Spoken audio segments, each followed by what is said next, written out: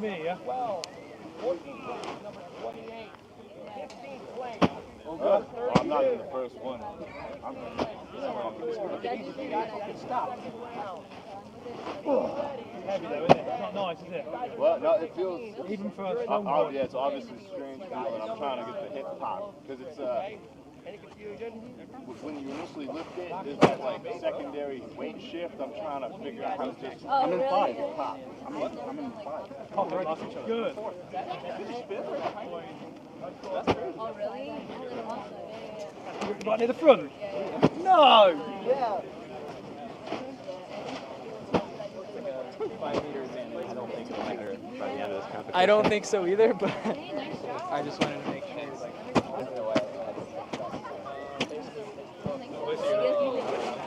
Yeah, so I saw my time and someone was shit. That guy touched my I think he's like the guy, so the second way... There's no way I was slow. Number 1 Right. there, so he gets that, like... Right. Oh, that, so he gets the advantage. It's like a bonus, right? I get, okay. That makes sense. I would have been better to finish 9th, though. Yeah, that's it. That's what I was saying. Because I'm here, I got punished for finishing 8th. But if I finish 9th, I'd be way the fuck up there, and I get an extra 30 yards. So I get on this event. The smart kid in the dumb class and the dumb kid in the smart class. You never even know that. You're like, yeah, I'm the dumb kid in the smart class.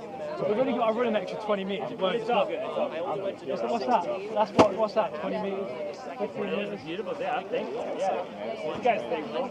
You did good that first. I'm very thankful. I'm very thankful. Not bad. Back on old one. How old? 36. Oh my God. Oh yeah, how are you, dude? Grant. Yeah, how did it go?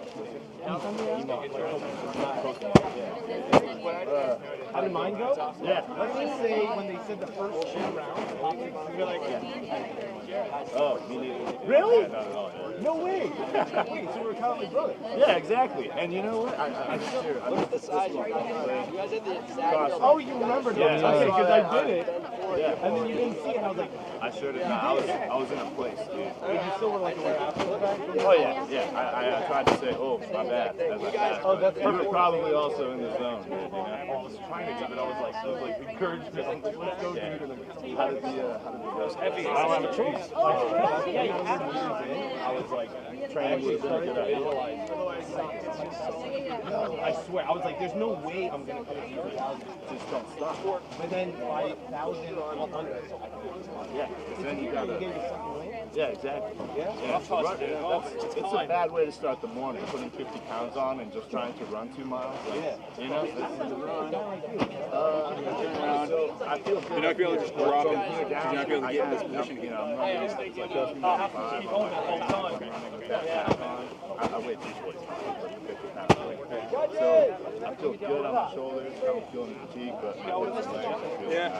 Going the front. It's fucking uncomfortable shit. So I've been stretching, trying to stay hydrated. You know, I feel like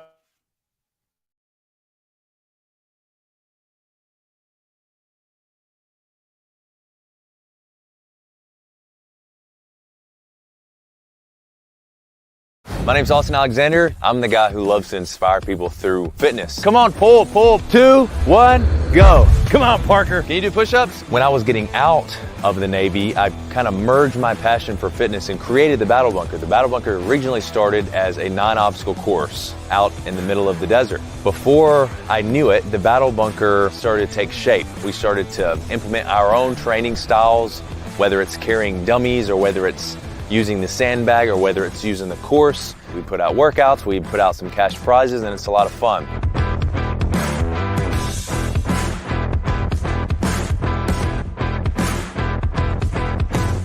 The Battle Bunker was created to inspire people to be ready for life. And the more and more that I created these Battle Bunker episodes, the more I realized that people love watching them, people love having something to inspire them or motivate them to go to the gym.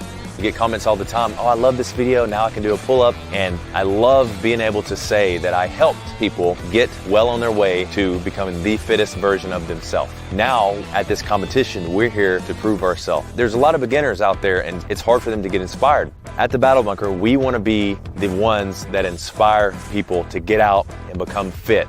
We parted ways with our old 9 obstacle course in Moore Park, California, and we moved inside of the Chula Vista Elite Athlete Training Center. That's where you guys are seeing the live come to you today. This is a beautiful 160-acre campus. Team USA, Olympic athletes, Paralympic athletes, and sports and teams from around the world come and train here and compete here year-round. So you may be asking, what is the Battle Bunker doing here, and what even is the Battle Bunker? The Battle Bunker is a competition that puts athletes, creators, and occupations head-to-head through military style or our style of training. And that's what you will see here today in this competition. We have athletes going from event to event to event. We have obstacle courses, we have sandbags, we have rucking, we have sprinting, we have rowing, we have all types of fitness. The Battle Bunker is an experience. Every single video that we put out, every single competition that we host, we take the viewer, the spectator, or the competitor through an experience, through an inspiring experience where they can learn more about themselves, they can watch others, they can be inspired to become the best version of themselves.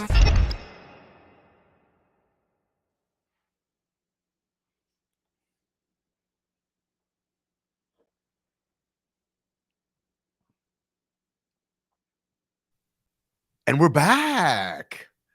Hope you enjoyed your coffee and or lunch and or workout, whatever you like doing between your time. My name is Matt B. Davis. We're back here for the Battle Bunker. We're going to get into event 2 here very shortly. Before I say hello to Jason Clark, lifelong fitness journey, master of disaster, strong dude. Does that work, Jason? Yeah, man. Well, I'll take any descriptor you've got. So let's talk about event number 2, FUBAR. Many of you probably heard this term first in a Steven Spielberg movie.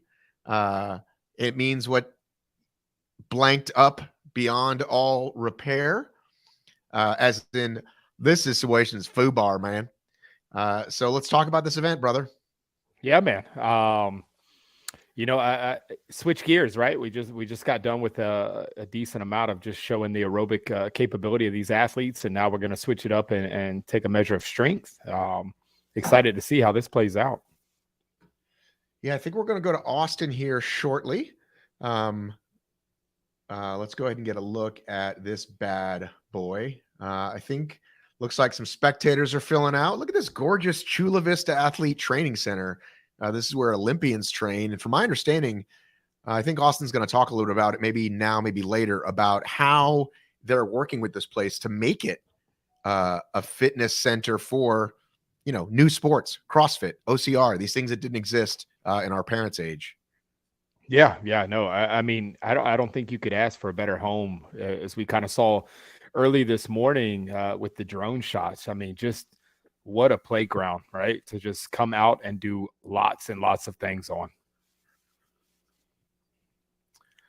Yeah, so we are looking at, looks like somebody's giving somebody a little coaching on that squat.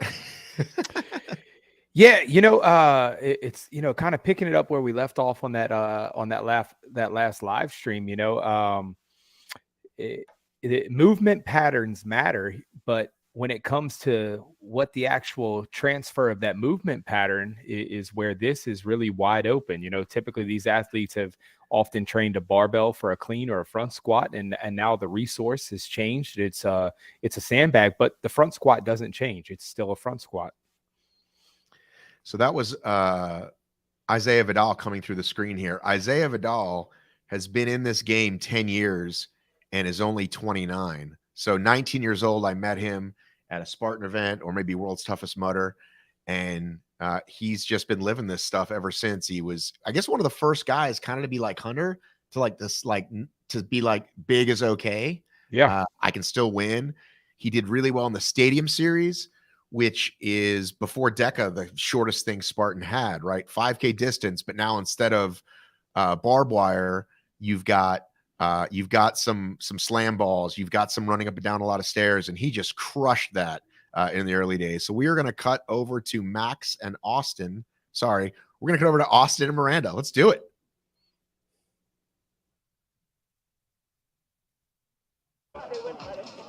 Ready to roll.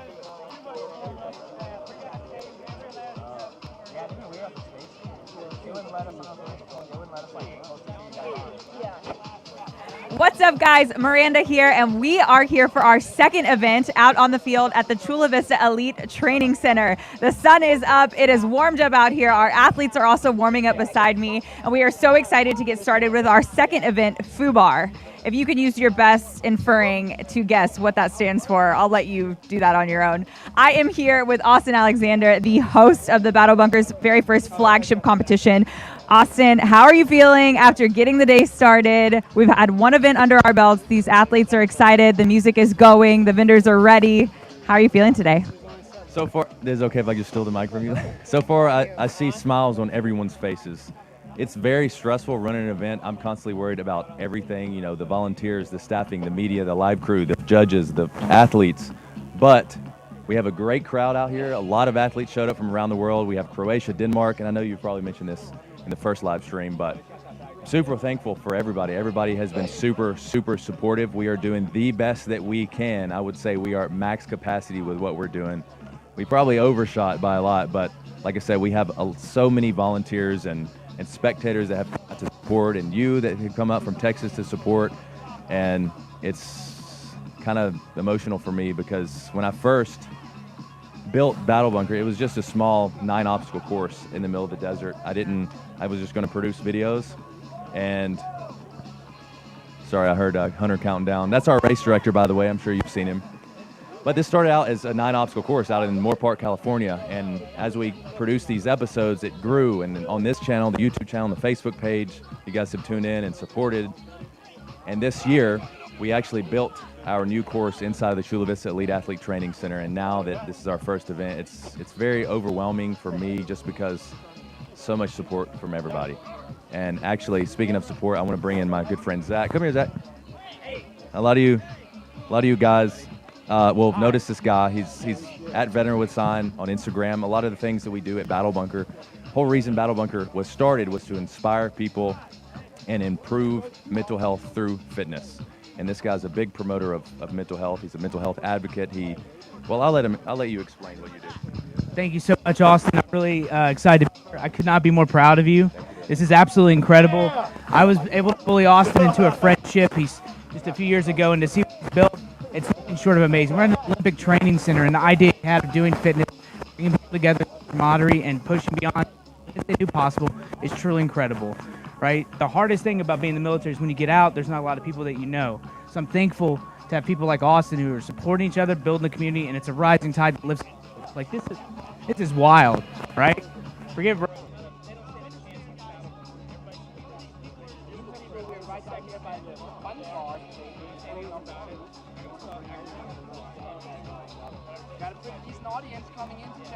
And the obstacles are 22 as well in the third event. Do they know that? Can I say that? It's 22 veterans a day. It's the latest statistic that says they take their own lives, and it's something we all have to fight against. We all have to be there for each other and supporting each other. You know, it's okay to get checked on and know it's okay to get help because we all need each other. Because that's the only way we're going to make changes if we be the change we want to see. So I could not be more proud and honored to be here to call Austin my friend and to be able to just bear witness and hold space to be able to see what he's doing for all of us. It's truly incredible. I love you, Double A. It's a nickname I gave him. I love you too. Thank you very much. Yeah. We do have 22 obstacles, which you guys will see on a different live stream and event. And we have that message embedded just awareness on your friends. And we tell people all out and ask for Zach has especially. So now that we are here, starting event number 2, I'm going to pass the microphone back to Miranda. Thank you guys so much for watching. Follow and just check out what we have going on. Hopefully to see you guys watching at the next event. Austin and Zach signing out. We'll see you guys next time. Thanks, Austin. You heard it, you guys. This has been a day of not only a competition, but just accomplishment for a lot of people. I think that this community stands for something bigger just than fitness. They stand for mental health, and they stand for just making change in their community and around the world, especially with the veteran community. And I myself am very excited to witness it all. So we hope that you guys tune in. I'm going to be calling the action here on the field, and Matt and my guys over there are going to be calling the action from a bird's eye view. And we hope you guys tune in for FUBAR, Event 2 of the Battle Bunker Flagship Competition.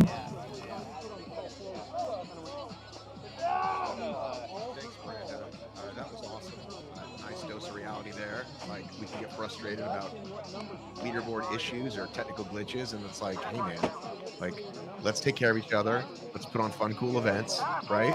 And watch each other's back. I love hearing that message.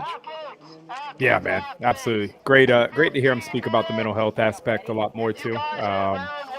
You know, glad to see we're in an era now where that is just a commonly spoke about idea, not just something we hold internal anymore. You only have a 4-minute break between rounds. Love hearing that sweet voice of Hunter. Looking at our drone shot here. And we've definitely got some spectators, friends and family. People are messaging me that are down there. Continue to do so. Also, be sure to share your comments here in the chat. Taps and Trail. My good friend Jess says she can't wait to see the obstacles. That's later on today, event 3.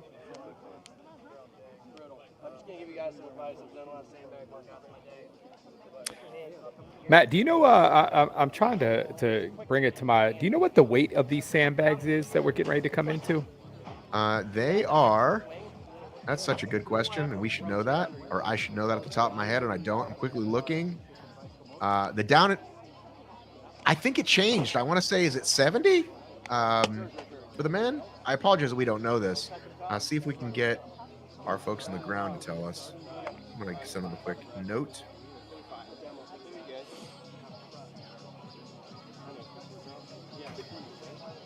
$160 says the Wild Parasini himself. 100 for the men, 70 for the women. Nice.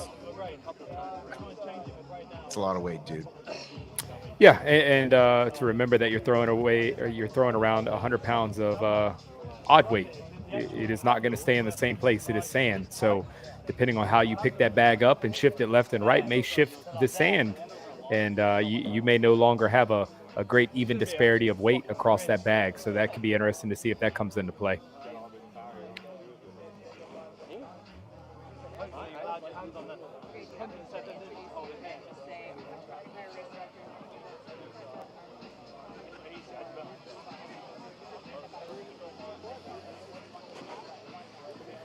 We'll be getting, and it looks like we're actually going to get an official leaderboard here soon. We might have had 1 or 2 places off in the morning, so we're going to get that set here pretty soon as we're getting even bigger shots. It looks like that's where we just were over there, right? The track. Yeah, yeah.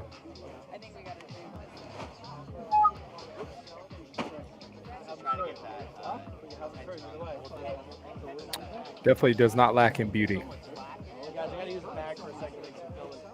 So they're going to do, is it 5-5 and down and back? Or is it, or is it down and back and then the sets? How's this working exactly? Yes, that's what I think we're waiting on clarification from the ground, how they're separating the 3 events as, time allotted between rounds and what all that means. Looks like Miranda's down on the field to give us an explanation. Miranda talking to Hunter. Hey guys, we are here. I'm here with Hunter McIntyre. He is the race director of Battle Bunker's flagship competition. He's going to give us a quick rundown of the movements for the FUBAR event. So I'm going to chat through them. If you guys will keep an eye on him, he's going to give us the full movement standards for this event. So it's 5 and 5. He's going to pick his sandbag up to the shoulders, clean it up 5 times, full hip extension at the top every single time. So really, he's squeezing that midline and full extension of the hip, and then he's going to complete 5 front squats. So as you see, he is breaking parallel on that front squat, and the bag is, his elbows are up in the front position. And then the final movement, they're going to be heading down the field. He won't run out of camera for that, but they're going to be heading down the field with a sandbag on their back to complete their rounds. So they have 4 rounds of this to complete all of the FUBAR workout. The men are 100-pound sandbag, and the women have a 70-pound sandbag. So we can't wait to see them really give this thing a go. And back to Matt over there at the desk. So Jason, I think where we see we're going to see the squat probably break down first, right? Where people start getting really gassed and they don't get that depth. And hopefully we got solid judges, because that makes a big difference. We've all seen everybody's fake Murph times. Yeah, I remember probably about 5 or 6 years ago, we were putting on the tactical championship for the United States Marine Corps, and we had a squat evolution with a sandbag in it, and I was the director of that event. And I remember having to make a move to where I put a 20-pound med ball behind each of the competitors, and the judges simply watched for them to tap that med ball with the buttocks and stand all the way up, because very quickly I learned, even in a setting like the Marine Corps, the competitive nature of that was a squat, that wasn't a squat, came out real quick. So yes, judges will matter here. The beauty of 5 reps is we're really kind of in that strength mode, right? That 5 rep range is what we would consider a strength area. I believe these athletes, though, will be able to have all go right here with 100 pounds. So we are probably going to see some really fast cleans, some really fast squats, and really fast sprints.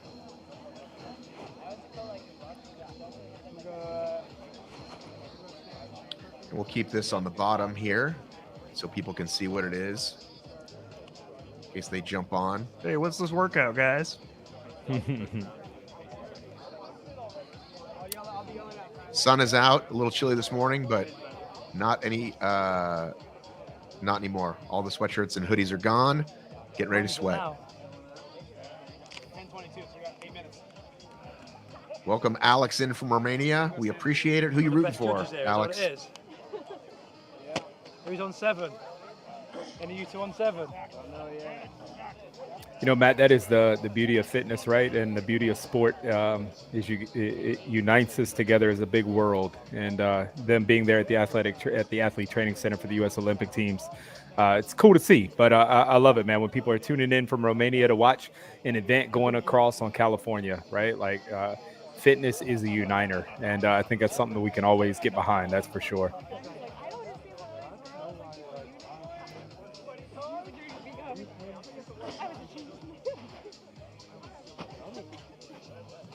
Yeah, you see Austin in there in the background messing with that clean, and you can see the athletes, warming up with it.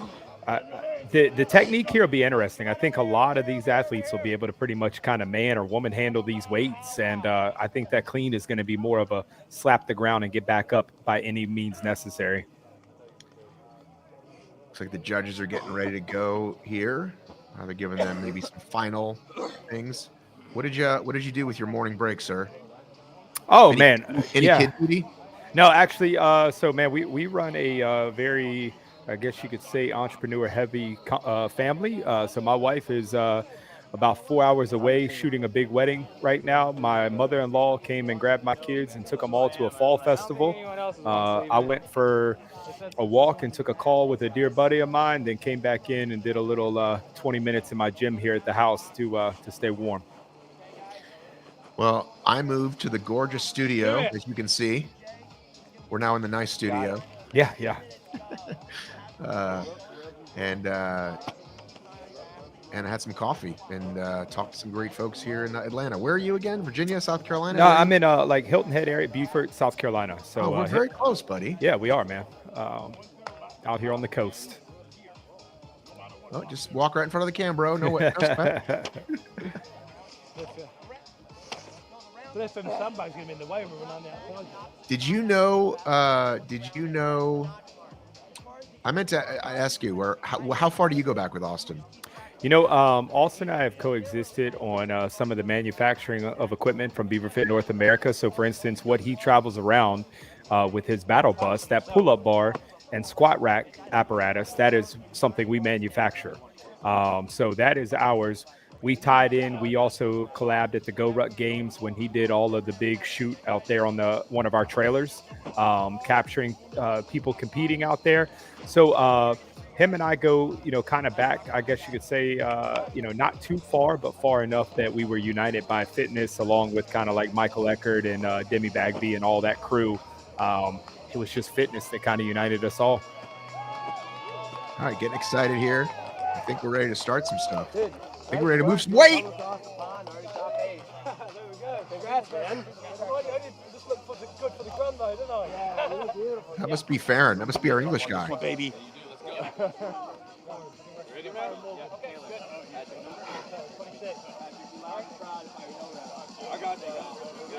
Okay. So here we go. Once they're make their laps. Once they make their laps. Feel good? Any I'm questions? gonna have you looking at the laps. So Yeah, it's being first round, dude. Yeah, put them at the corners.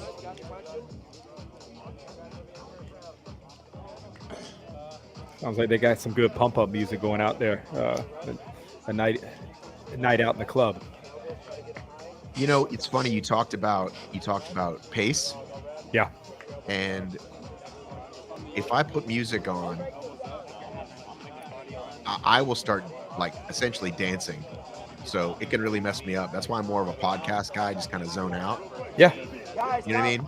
Yeah, you know, the late, great Louis Simmons at Westside Barbell, no matter what he did, he said that the most weight was lifted to hardcore rap music over anything else in his Well, gym. that's a fact. We all know that's a fact.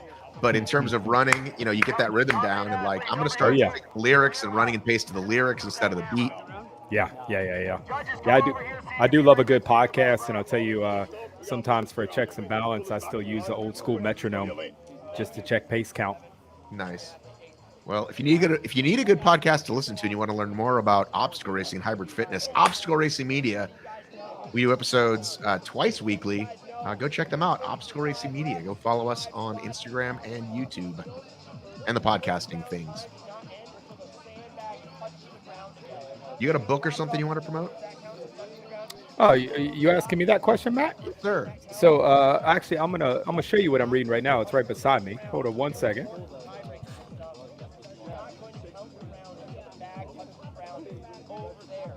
Hunter just giving some final instructions. Yeah, so I am currently reading Think Again by Adam Grant. Okay, I meant a book maybe you wrote, but you can tell us about. Oh no, I don't. I love to read what else is that. I've got my own point of view. I don't need any more of that. I like to hear others.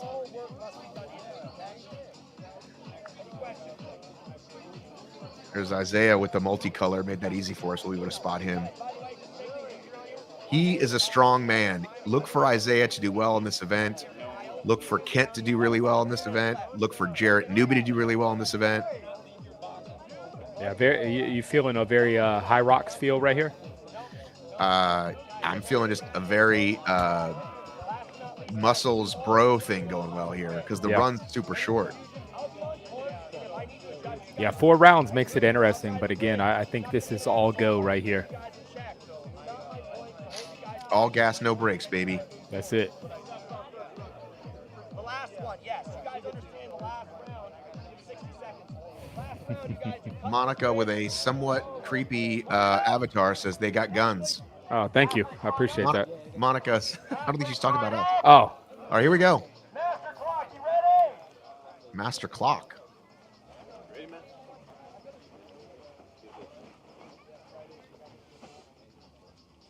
Guys, we're going to go off in 30 seconds.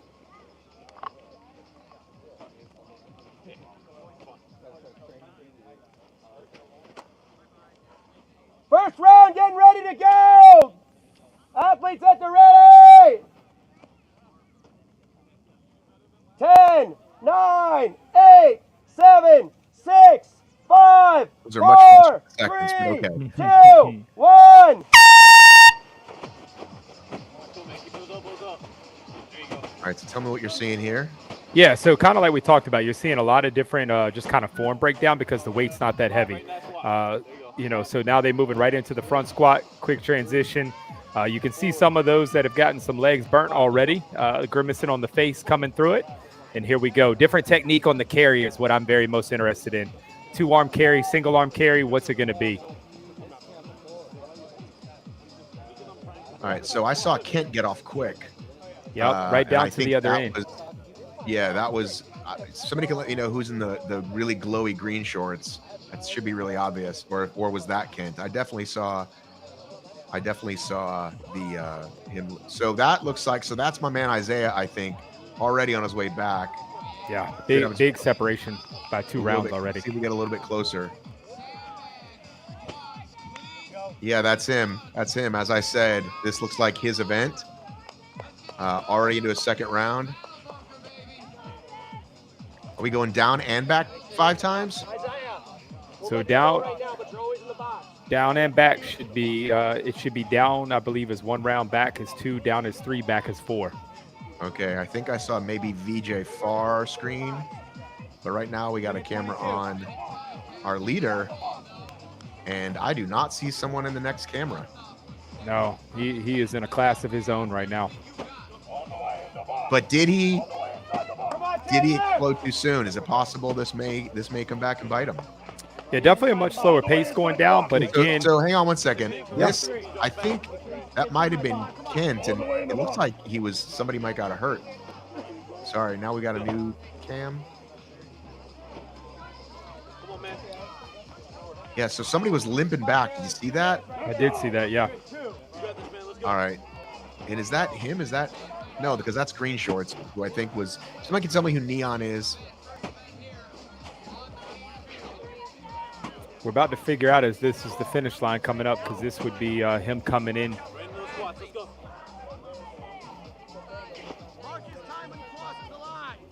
Well, it's 5, right? So this would be 3. Okay, so that's Farron from the UK and Neon. Thank you. 25 seconds. Come on. Looks like he's crossing the line over there. So that would have been his 4th one down. Interesting. 1, 2, 3, 4. Oh, I thought when you got to 5, you do it one more time. I'm sorry, guys, for not knowing. Oh, wait. See? All right, somebody. Yeah, that's Isaiah. Looks like he's going to win this going away. But I only counted if you go 1, 2, 3, 4. When you come back, you still would have to do the last rep before you do it, unless you do your last rep here. I apologize, guys. He is now.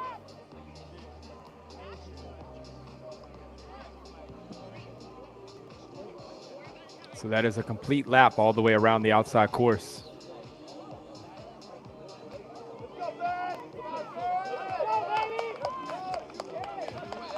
There you go.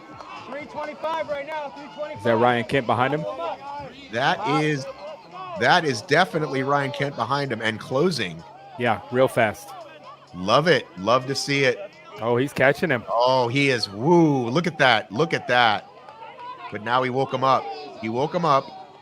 This is what we love to see. These guys have been battling, as I said. You're talking 2014, 15. These guys go way back on the OCR field and the Spartan Stadium Series.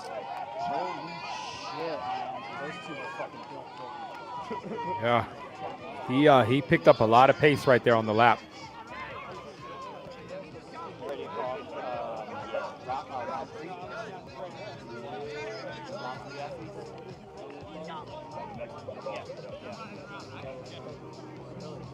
And third place looks like 420 right there. 420. Get out.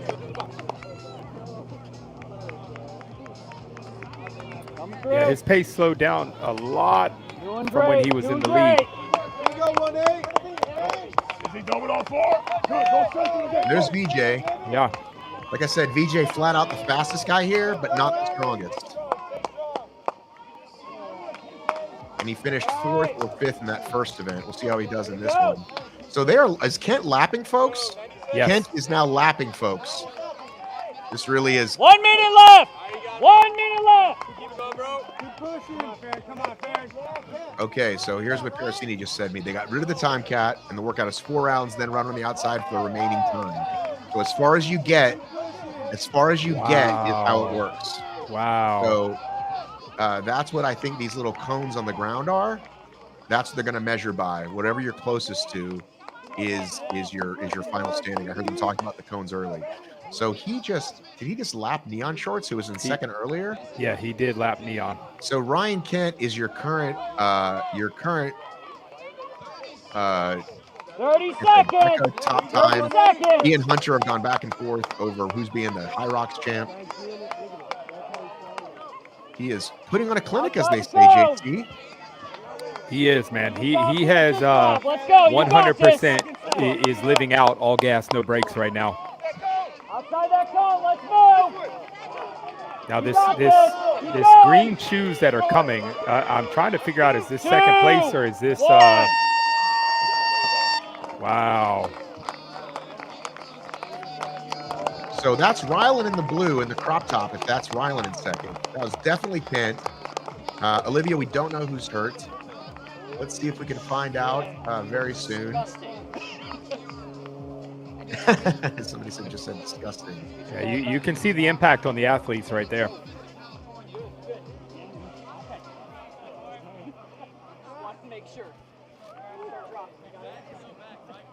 So Matt, if you're the second wave of men lining up, did you learn anything watching the first wave? Ryan, I know you are exhausted, but could I chat with you for a sec? You guys, we just watched our gentleman take on the FUBAR. We just watched our gentleman take on the FUBAR event out here on the field. And I am here with Ryan Kent. He just absolutely crushed this workout. So again, this workout was power cleans with a sandbag, front squats, and then basically as many laps as you could get in the remaining time after you completed, come in a little closer, after you completed those reps. So Ryan, you didn't necessarily take off on the run first, but you did overtake the first place finisher of the 4 rounds. What was your mental after you completed all that? You're like, I can run, I got this. Right. Yeah, I knew Isaiah was going to be tough on that first part of the workout, but I felt like if I kept it close, I could reel him back in on the carry portion, which is kind of a cool add-on there at the end. Form and things like that, it gets kind of sloppy when you're trying to move weight super, super fast. But, it still comes down to just pure fitness, not a lot of skill. And I really like events like that. Yeah. I think throughout the weekend, you have to be a very well-rounded athlete in order to excel at this type of event. You can't just be a great runner. You can't just be a great weightlifter. You have to be very versed in every area of fitness. But what do you think is your strong suit for this weekend? I told myself coming into this weekend that I might not win a single event, but I felt comfortable that I could get top 3 to 5 in each event. And I was like, that should put me in a good position, but we'll see what happens here with the second heat. But I think maybe I won that one. Congrats, and can't wait to watch you on the final event. Yeah, so you asked me what I learned. I'm going to say whatever Ryan Kent did. I think, we talk about mental fortitude and mental fitness. And I think that even an event this short, one might say, well, you can't go out too hot. But it turns out you can. And I think historically that's kind of Isaiah's thing. Isaiah is a bull, man. You want somebody to knock something down, he's your guy. But when you gotta think a little bit sometimes. And we haven't talked to him about what his strategy was, but I think Kent's experience in just kind of going against guys like Hunter and realizing you can't use everything in the tank in round 1. Yeah, very fair. And I think the other thing that you saw with Ryan that was very established was he did not shift technique during the entire event. What he did in the beginning with his cleans and his squats was the same on the last. And when he ran, he never shifted position of the bag. He never tried to go to right shoulder, left shoulder. He stayed consistent, never lost the time from trying to play with too many of the little details. So definitely interesting to see. I will tell you the difference being is every athlete has now seen the mark to beat. So there is the difference between the first wave and the remaining waves is now all the athletes, they have the mark in their head that they are aiming for. And we're off round 2. They went by seeding of the first event. So I think we probably saw the winning time in that field. Typically in a CrossFit style split, right, where you have the lowest seeds go last. But here we go. Not sure who that was. We'll give it a second. And audience, you can definitely help us out there online if we don't recognize someone, or you see your buddy or your friend or your coach, shout it out. There's a great showing right there in the camera of technique that really didn't matter too much. Very little hip engagement out of that, coming out of that clean. Very much just kind of muscling it through to the upper body. Quick transition to the front squat, right into the back squat position to run. So again, let's see if we watch this form stay true and what that means for them. Back in the box! Back in the box! Back in the box. All the way in the box! Somebody is being told to get in the box, and that is athlete number, say 4 or 40. That's what I'm waiting to see him stand up here. It's like 04, 04. And that is... No, that can't be 04. That's Philip Muscarella, who is a CrossFitter out of SoCal, so local boy.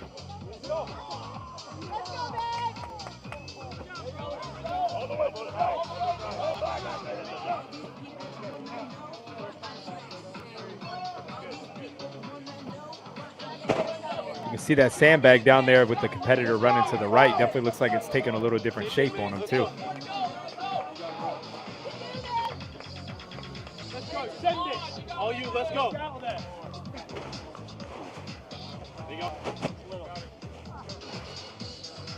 Looks like we've got a much closer race right now going down in this heat. Easy day, you're making it look easy. Come on. 1 more. I'm good. This will be the last round of squats for these gentlemen as they get ready to take off on the run. There you go. Easy day. 3. I didn't think I was going to be able to run. 4. Like, One more. It took me like 4 minutes to do the whole thing, and the run part would be struggle. But like I was running with that sandbag for so long.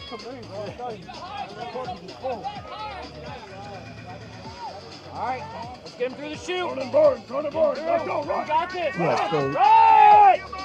what do you think changing that format did? Previously, he was like, we're going to do this many rounds, and we're going to cap it, 8 for the women, 5 for the men, or whatever they decided. They decided, you know what? Let's just see who can go further. Did that change anybody's strategy, or just an easier way to score it? Oh, I mean, from a strategy standpoint, without a doubt, because what you took from a defined ending point now is completely wide open. And now you're going to be at a whole different area of threshold for each of these individuals. So big time from a strategy standpoint, I would not say easier to score. I would actually say much more complicated because now you're measuring distances as well. Yeah, but you can see, right? You can see who's in front of who threw a rock. So true, except remember, they all started from different lanes. So somebody who started all the way down at the far end to get all the way around, per se, into the chute has a different distance than that first athlete that's nearest. Now you just messed it up.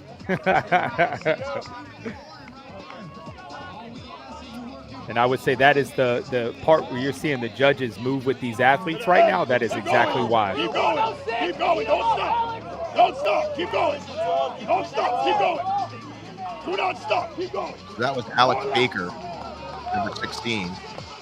Don't stop.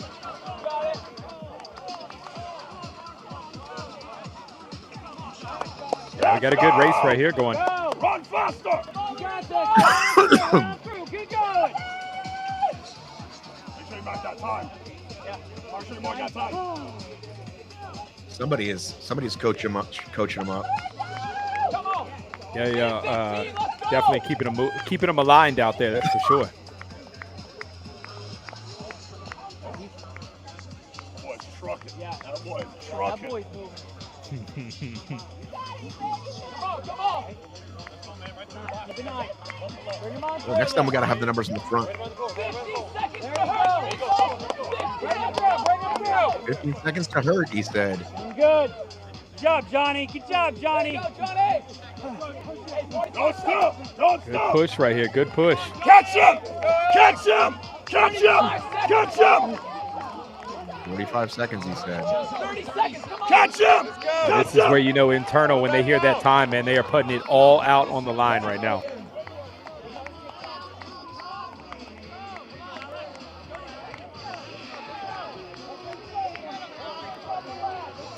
Is he lapping, folks? Oh, definitely, he is lapping. Oh, definitely. I don't think his pace has differed since he left the gate.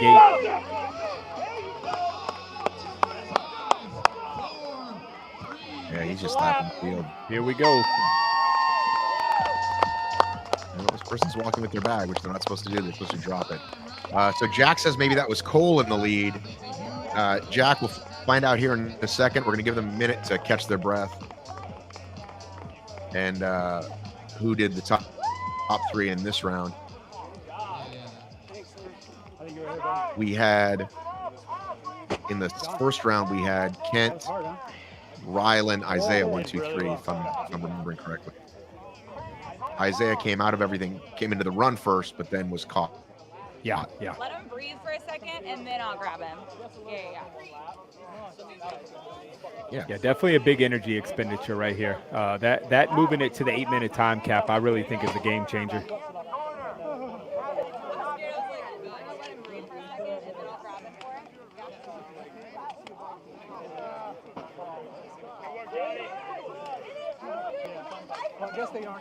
Interesting that Kent said I may not win any event. I would love to talk to him again and ask him, because I really think this event suits him really well.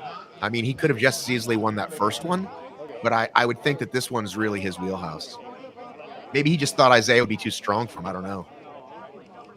Yeah, and I would say also that probably could have been Ryan's thought process prior to realizing that the 8-minute cap was gonna equal into max distance ran, which I think did shift the dynamic of this event to, from like an Isaiah to a Ryan being favored.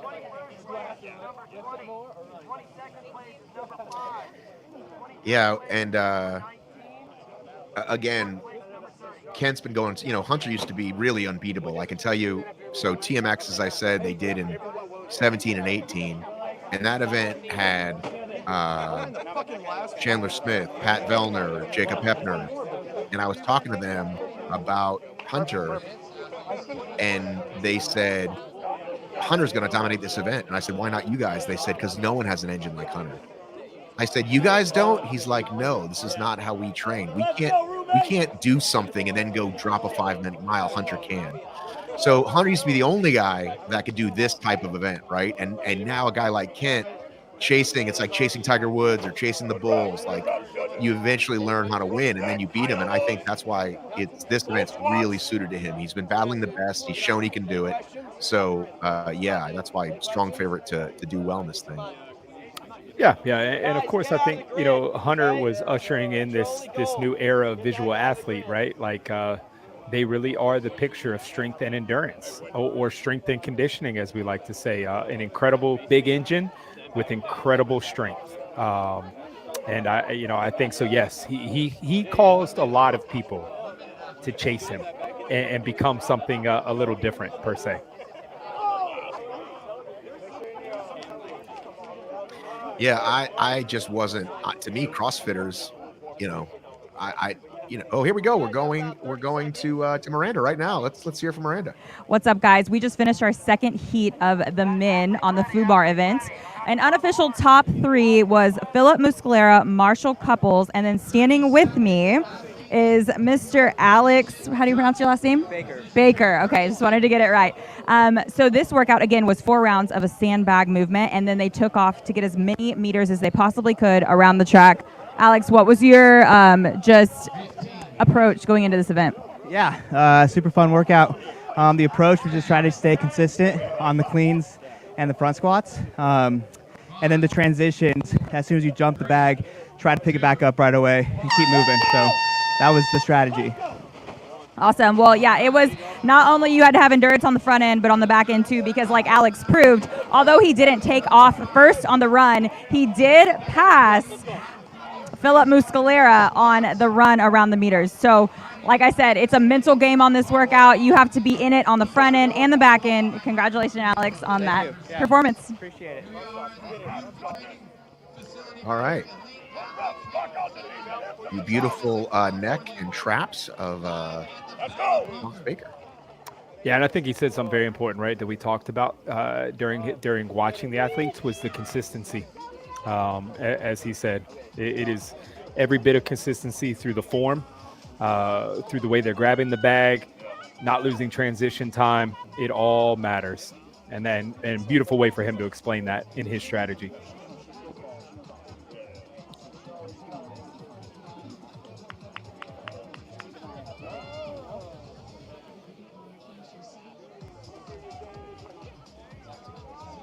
I definitely think the other advantage here that these athletes have as the heats go on, irregardless of where they placed in the other events, is that they do get to watch forms specific to the carry and specific to the clean.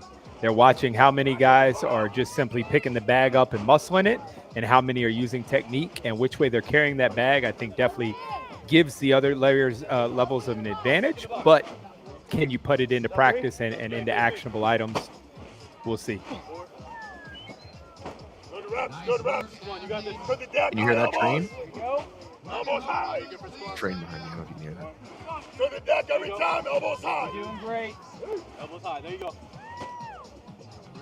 I want to see. I know we're finishing the men's third heat, but I'm starting to get excited about the top women. And I think this might be different. Just like we saw Isaiah, who we didn't see in the top 4 in the first round. I think this one for the women, we might see women we didn't see in the top 5 who know like strength is my jam.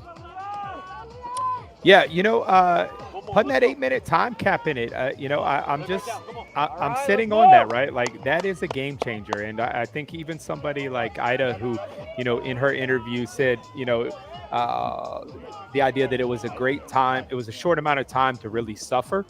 That type of mentality is going to see itself through in an event like this again, I do believe.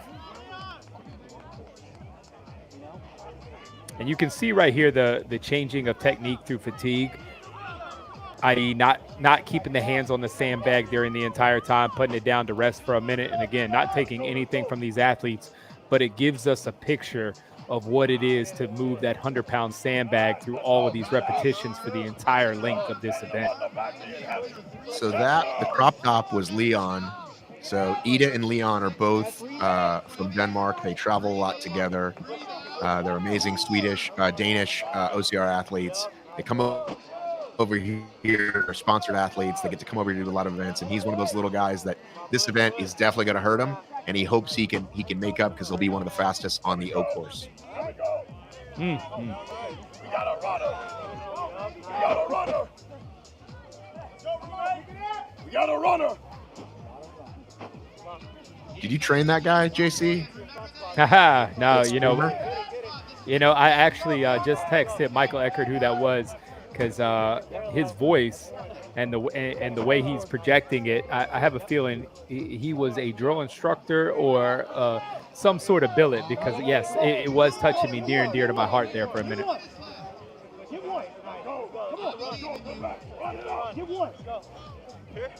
Yeah, we get to watch the breathing coming in right here. As you can see those strides from that athlete right there, they are feeling the impact of this bag coming down that spinal cord into that lower back, that's for sure.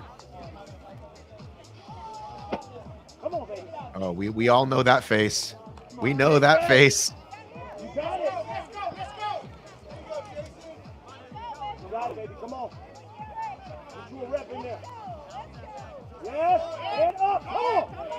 There you go. Let's go. Come on, baby. Stand up. Yep. Here we go.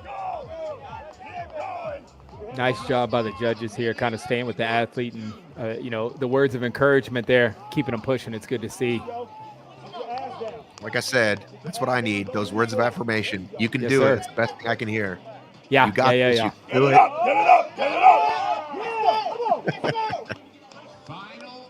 it up. Oh, let's go. Get mad, number. Who's that? Flip it and catch it. Flip it and catch it. Flip it. So, yeah.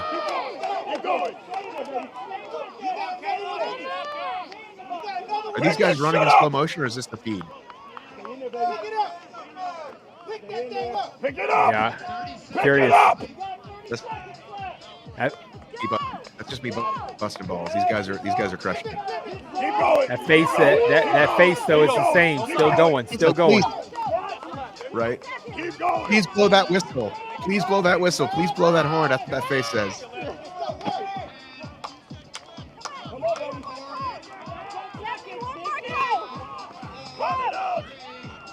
See some women over here getting ready on the left side.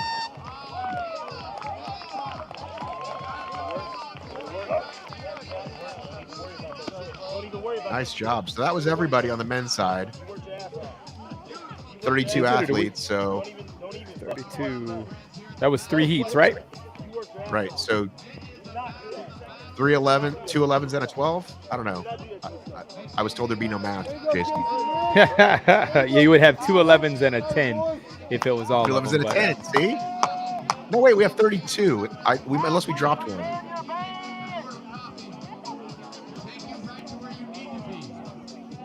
Great effort by all the men, though. You know, definitely you can see they were pushing deep in that gas tank. That's for sure.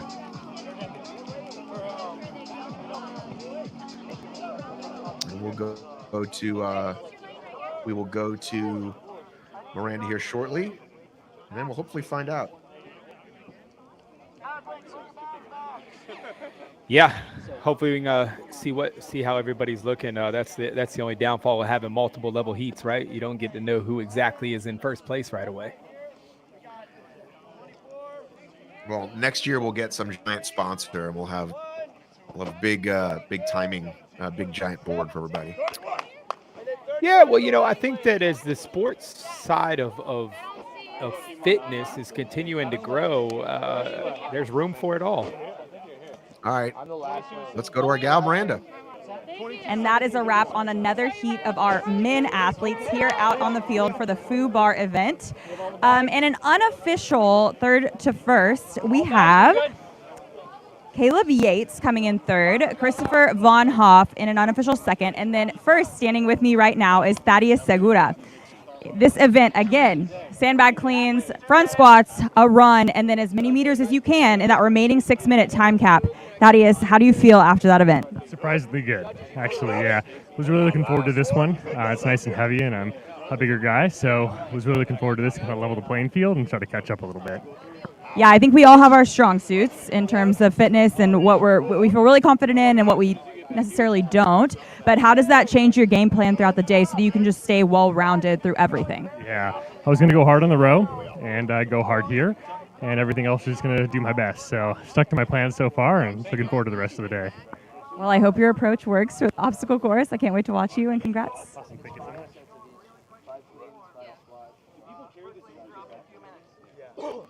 That was our buddy Thaddeus, deep in the pain cave. Yeah, definitely was, man. And look at this, just some quick. Hang on, where did it go?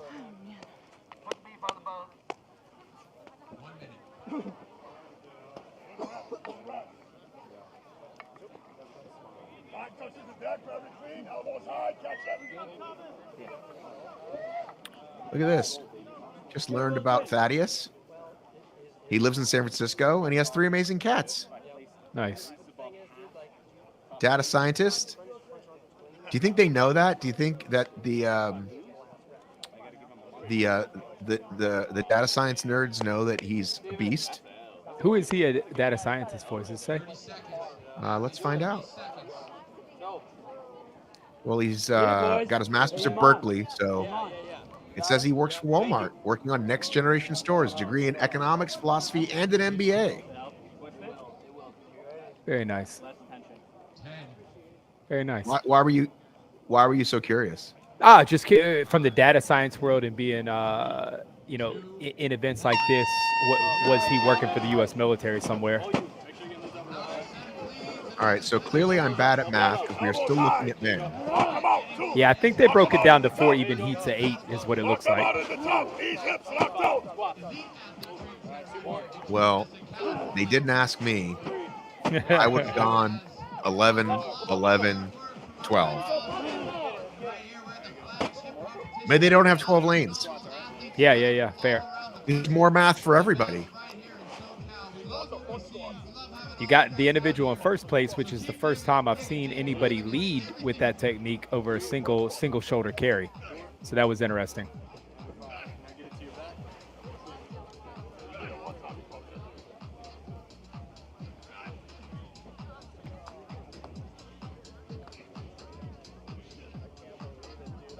Yeah, definitely that sandbag seems to be some kryptonite out here. As you can see that the odd weighted object has definitely impacted a few people with figuring out how to properly grab it and hold it and continue through the exercise. So I don't think it was a huge dynamic here today, but it's definitely unique for some of these athletes for sure.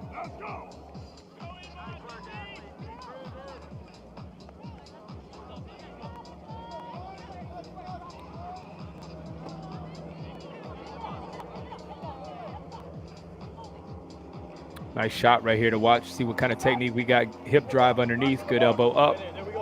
There you go. Good triple extension from the ground. Drop the hips. Drive them up underneath. There we go. As you watch that sandbag hit each time, the weight just shift all over the place. Perfect example right there. Right. Not the easiest piece of gear to maneuver, that's for sure.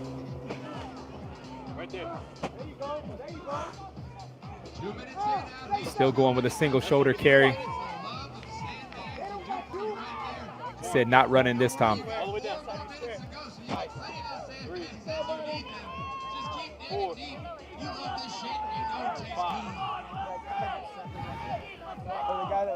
It's like second place in the heat is jogging it out.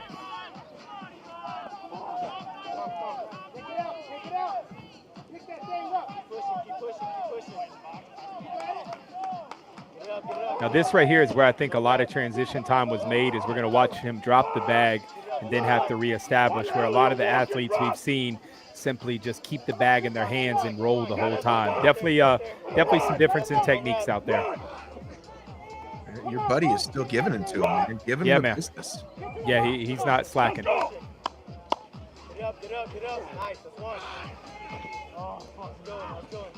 There's some Spartan shoes on display right there, aren't they? What brand is that, Matt? Halfway through. That is the VJ Maxes. Yeah, Those are usually for longer trail events. Gotcha.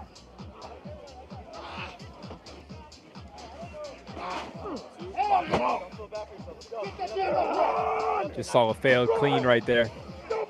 Lane 2.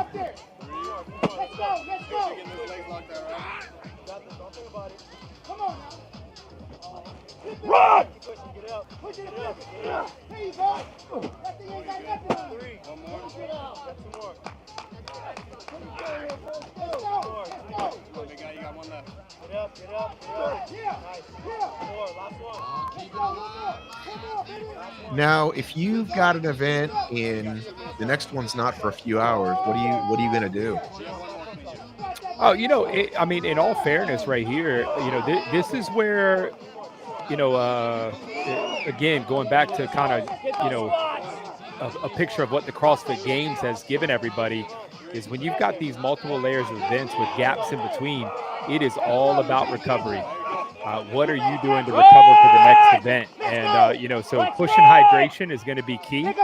And pushing some nutrition is going to be key. And there's a lot of different philosophies out there, but that's where these athletes spending time and figuring out what works best for them and their body and their system is without a doubt key, because what works for one will not work for the other. You got it. I ain't got nothing on you. It ain't got nothing on you. That thing ain't ready for you. We definitely have no matter which athlete it is, I think the one piece that's going to be common all across is legs are starting to get heavy right now. Well, and if you go later, sun a little bit higher, right? Oh, a little bit hotter. Absolutely. And where are you coming from? Are you used to the sun blasting you in the face? Are you used to the heat? Well, we have got another special guest that's going to be joining us. We want to welcome Joe Patrick. Hey, how you doing? To the program. Joe, what can you tell us about your main man over here? Wow. Well, It's been an absolutely cracking event. We've been following all day. Obviously, we're right behind Farrah Morgan. He's doing really well, all the way from the UK. He's one of our army boys. So yeah, he's done a really good job so far, and the level of competition has just been phenomenal. Seeing Kent do what he's done there, incredible, absolutely incredible event. Really happy to see such great sportsmanship, such great athleticism. Really good, really good. You know, we were talking earlier about we'll get when these guys catch their breath, we'll get a top 3 hit. Joe, what can you tell us? High Rocks over there appears to be really blowing up. The numbers, we haven't quite got them yet. It's still called this new, hybrid thing. Can you tell us why you think it's exploded over there? Why you guys are getting, 4,000 people at an event?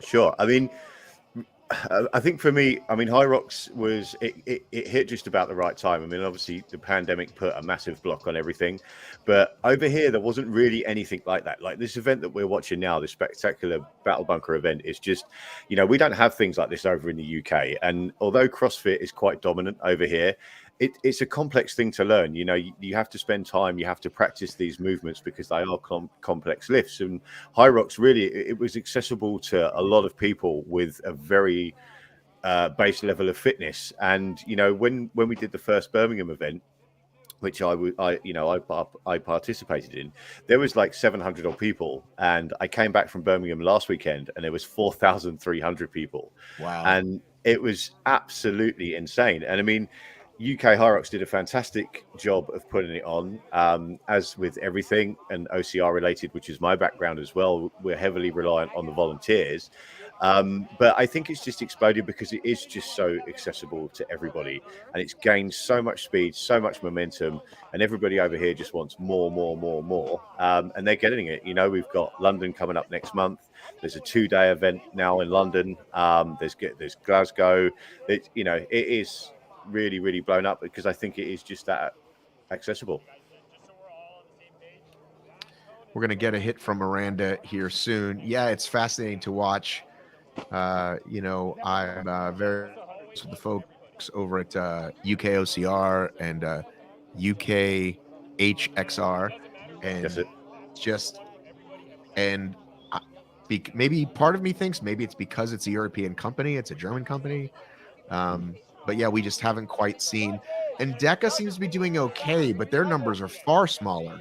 They're getting a lot more of these affiliates signing up, and they're doing these 30, 40, 50 people local comp situation, just like they do in CrossFit. But the bigger events, I don't think they've broken 500. No, I mean, there's been one event. There's 2 scheduled in Europe. One's already gone, which was fairly well attended. My co-host for my own podcast, James, attended it with a High Rocks elite from Germany, Viola, and it was fairly well attended, but it hasn't gained the speed that High Rocks has, because I think High Rocks, that they came in with a very clear message. They came in to really set this up, and I think they invested so much in all the equipment. And by all accounts, I think for DECA the equipment is so much more expensive. The tanks certainly are. You need a bit more room in terms of like how far you're moving the tanks, etc. So I think it's just it's not gained the same amount of speed, but then I believe DECA has done better in the States. All right, let's go to our woman on the ground. Our final heat of the FUBAR men's division just completed the event. I am standing here with Wilson Washington, who took first in that heat. Coming in a close second was Eamon Bakordian, and third was Thomas Woods. That one looked brutal with the sun high in the sky and this beautiful day in Chula Vista. When did that workout become a little more mental than it was physical? It became a lot more mental after that second run back. So after I made that second sprint back, and it was kind of a jog for me. But when I got back down here, it became mental then, because the reps were, it's 10 reps no matter what, but you got to get it done, so it's mind over matter.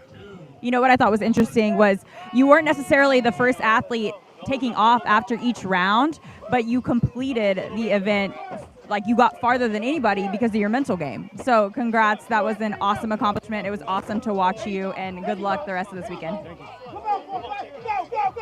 All right, the women are off, and we've got the first woman off already.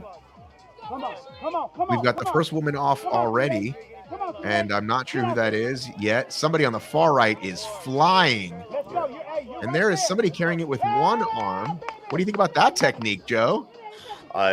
Yeah, personally for me, that's not something I would really do. I mean, that's like unstable, really. I mean, I was kind of watching the women earlier, and I was just thinking about, I mean, for this, I have got a pick for this particular race right now, who I think is going to do, he's actually going to win it, I think. But yeah, certainly two hands to run with that. So here's Katie. That's Katie in the middle. Yep. In the crop top. That would be my pick as well. I would put. I think Callie will also do well in this. I think Chris. This is probably a Katie Chris 1-2. Yeah. Well, but we shall see. Lauren Weeks. Lauren, never count her out. Never count out Lauren, as she showed us on event 1. But yeah, there's Katie. Yeah. I mean, Katie is the first ever sponsored Go Ruck athlete, so I think she's been doing a heck of a lot of these exact workouts. Yeah, this is definitely her wheelhouse. Super strong. She's making that look like light work.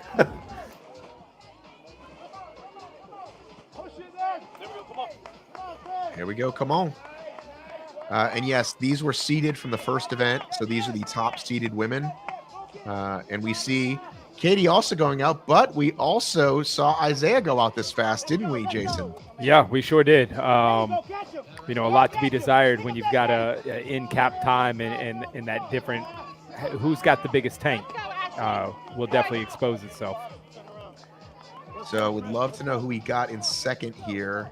If we get a shot lower, that'd be great. And this is back at Chris. Chris struggling with the weight. This is a surprise. You got this. Chris is struggling with the weight. Come on, there you go. There it is. Up. Shake it off. Shake it off. I think that's like super max efforts right there. Do we know what round she's on? Well, she's definitely, the other women are at the other end. There you go. Right? Yeah. Correct. Yeah, so she's, and there's Katie off again. You tell that bag what to do. Let's go. Yeah. So that was a big surprise to me to see Chris struggling. Maybe she's been practicing with lighter weight. I don't know. I just think this kind of it's so savage, isn't it? I mean, there really was. Katie was just a stand. Savage, mate. It's bloody savage, Joe. Sorry, go ahead. No, I love it. Love it. Yeah, look, she's off already. I mean, look at Katie. Whose else is that? Who's in front of her there? Just going around the corner. Who was that? Yeah, she would have just came out in the earlier lane, though. So it's not necessarily meaning she's in front. Because distance is still different. Yeah. Oh, that's right. That's right. So so correct. But they're the only two out there at the moment, aren't they? I believe. That's Katie, and the Katie's the one behind, just coming to the corner now, right? Right. Yep.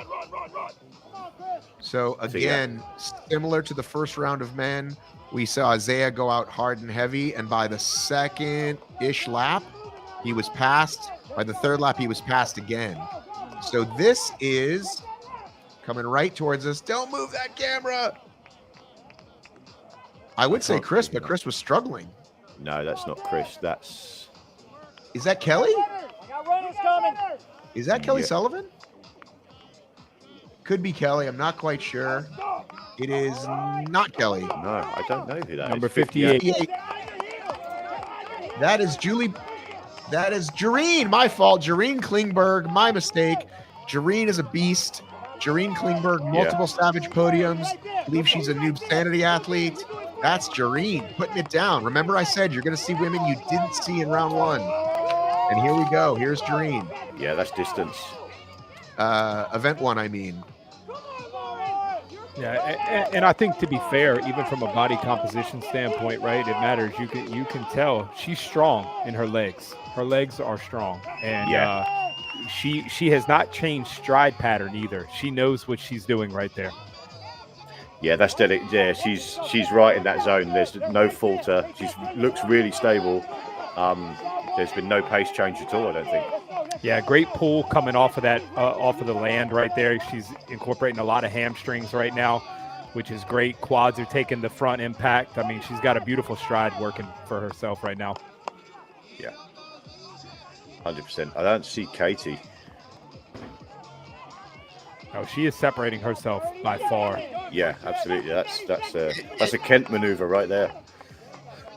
Well, I think it might not even be strategy as much as it is. That's just how they did it, right? She just could have known, like, this is the pace that I lift at, and then her legs are just faster. You know what I'm saying? Like, again, I'd love to talk to her and Kent after to find out, but it might not even be by design. It might just be like, this is the pace I go, so I don't really care what everybody else goes out at. That's a fantastic effort. Jareen wins going away. Let's see who came in second. If we can get a cam on the ground. Wow, Jareen did exactly what Ryan Kent did, and I don't think the gap counts. I don't think you win by more points, but it's a statement. Yeah, and I will tell you, not to take anything away of what just happened, but I like I told you earlier in the broadcast, I'm always curious about after the event. And to watch her level of fitness, to bend over, take a couple breaths, stand up. She's taking her bag across back to the start line. She's not dragging it. No. No. She recovered well enough in that moment to pick that back up and jog back to the start line. Wow, that's incredible effort. Yeah. Matt, who would you pick to be here that's not here if you could pick 2 females to enter this lineup?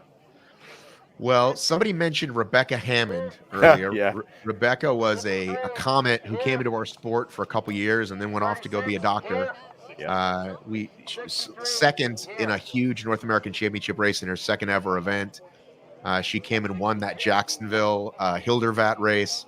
Would love to see Rebecca here from our industry, from OCR. I'm sure people have their CrossFit dreams. Who do you guys got over there that you would like to see?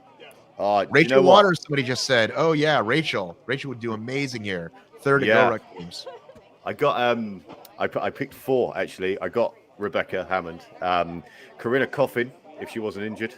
Right. I'll tell you who somebody I would have loved to have seen do this was the woman that won the Dallas Invitational for High Rocks, which is Rachel Vonderach. She was competing in the Las Vegas World. Oh, we should have got her out here. That's a great one. Well, she's pregnant. Or I don't know if she's had the baby or she's still carrying said child. That's right. That's right. Yeah. Apparently, High Rocks makes you pregnant. Winning High Rocks makes you pregnant. It happened to Rachel. It happened to Lauren. Yeah. And then probably for the guys, who would you pick for any guys that aren't here? Well, let's see. Other than Hunter, who's a big? I mean, there's a bunch of High Rocks guys that can throw down with Hunter, right? There's 2 people that I would have put in here straight off the bat that I would have loved to have seen. You name the first one, and I'll see if I can name the second one. Atkins. Oh, please, of course. I was thinking English guys. No, of course. Oh, English. I'm going for right. So first of all, there's a friend of mine that's actually there. He's on the builder stand because he's Hunter's partner. So he's a guy called Tom Hogan, he's actually Irish, to be fair. Tom of Tom and Dina. Tom of Tom and Dina, exactly that. I'd put him in here for and then for another English guy for a wild card invitational is a guy called James Muscat. He will dominate this next year. See if we can get a top 3. But then, yeah, I think just off the bat, I'd like to see Atkins or Ronkovic definitely have a go at this. Yeah, I think from a fairness and again, not being, of complete of the OCR world though, but Atkins is an incredible athlete. I mean, just my God, every level of fitness, which I think is something you guys have hit on, man, and have really been dialing in. That I think is a big separator right here, where all of these events are kind of living together, like High Rocks, OCR in general. Here at HyperCon is I've heard this reference twice, right? Ryan Kent said pure fitness, low skill, and then you all said the same thing, right? High level of fitness, low skill. That to me is a very interesting statement, where often the CrossFit competitions bring out a high level of fitness, but also a high level of skill within it. So very, very, very interesting choice of words right there, but I like them a lot. All right, that is Faye Morgan, who is over 40 years old, 4 kids, one of my heroes. Love seeing her. That's my age group. Come on, sir. Smaller athlete. Me too. Well, actually not my age group anymore, but love to see her out there. Wow, who's that? Yeah, Wheels. That is Wheels, my friend. Super fast. Now, I will tell you, though, you see the difference, already from the first group to the second group, throwing the bag off the back instead of transitioning from the back squat right back down into the clean. And difference in technique, but it does matter. Yep. That's fantastic. I could be called a liar, but I'm pretty sure, when she won that first heat, I don't know if her hands ever left the sandbag.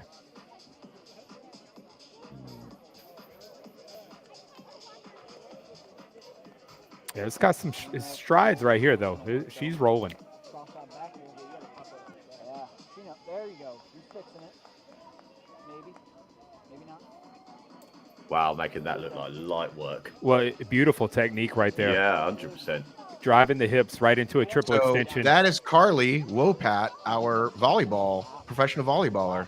Fire fitter, professional volleyballer. Hold on reps there. Why did she get no rep? You guys were just saying they were perfect.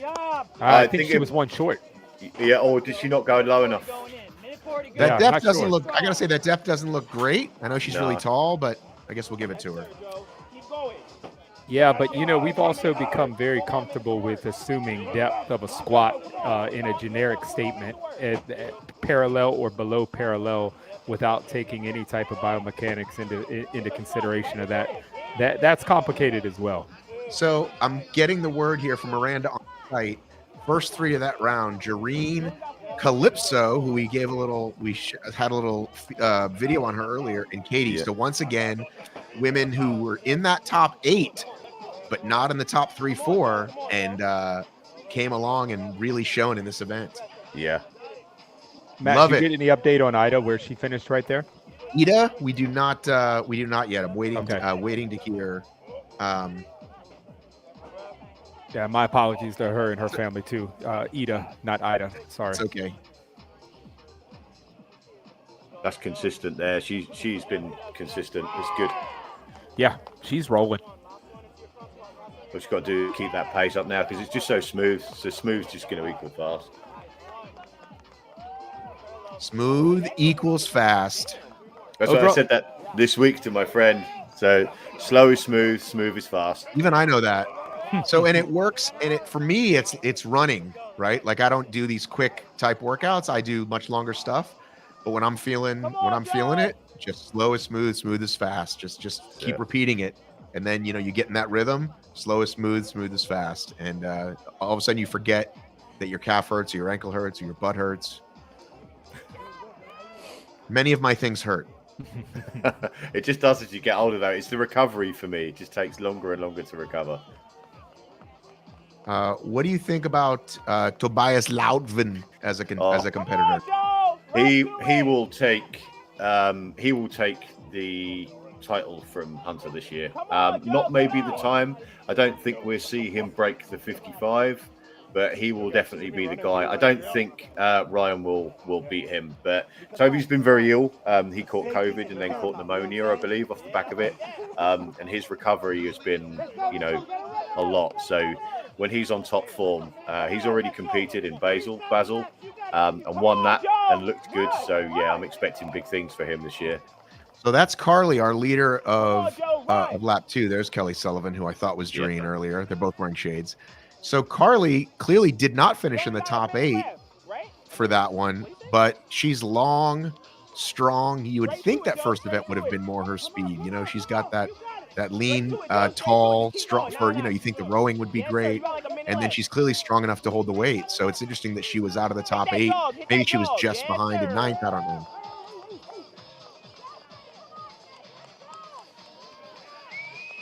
Yeah, solid.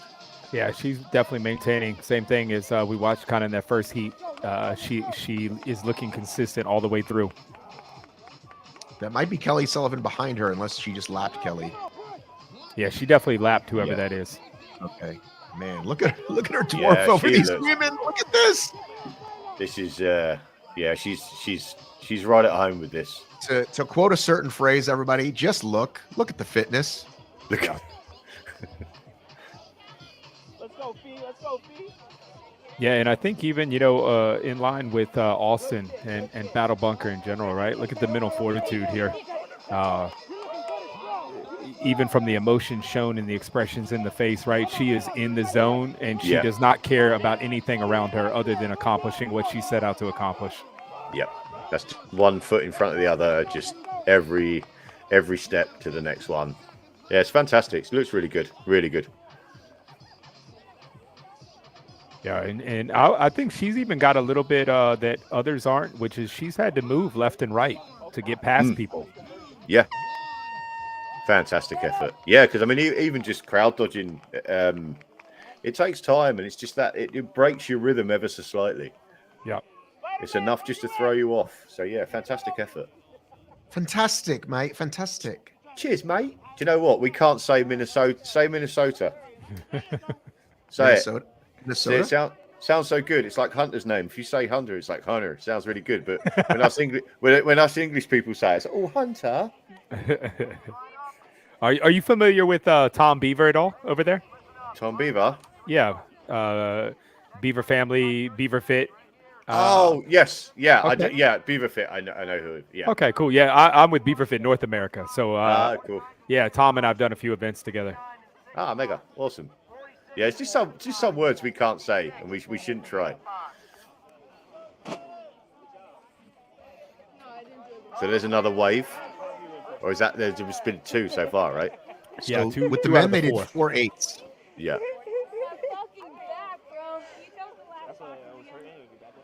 Yeah, top effort.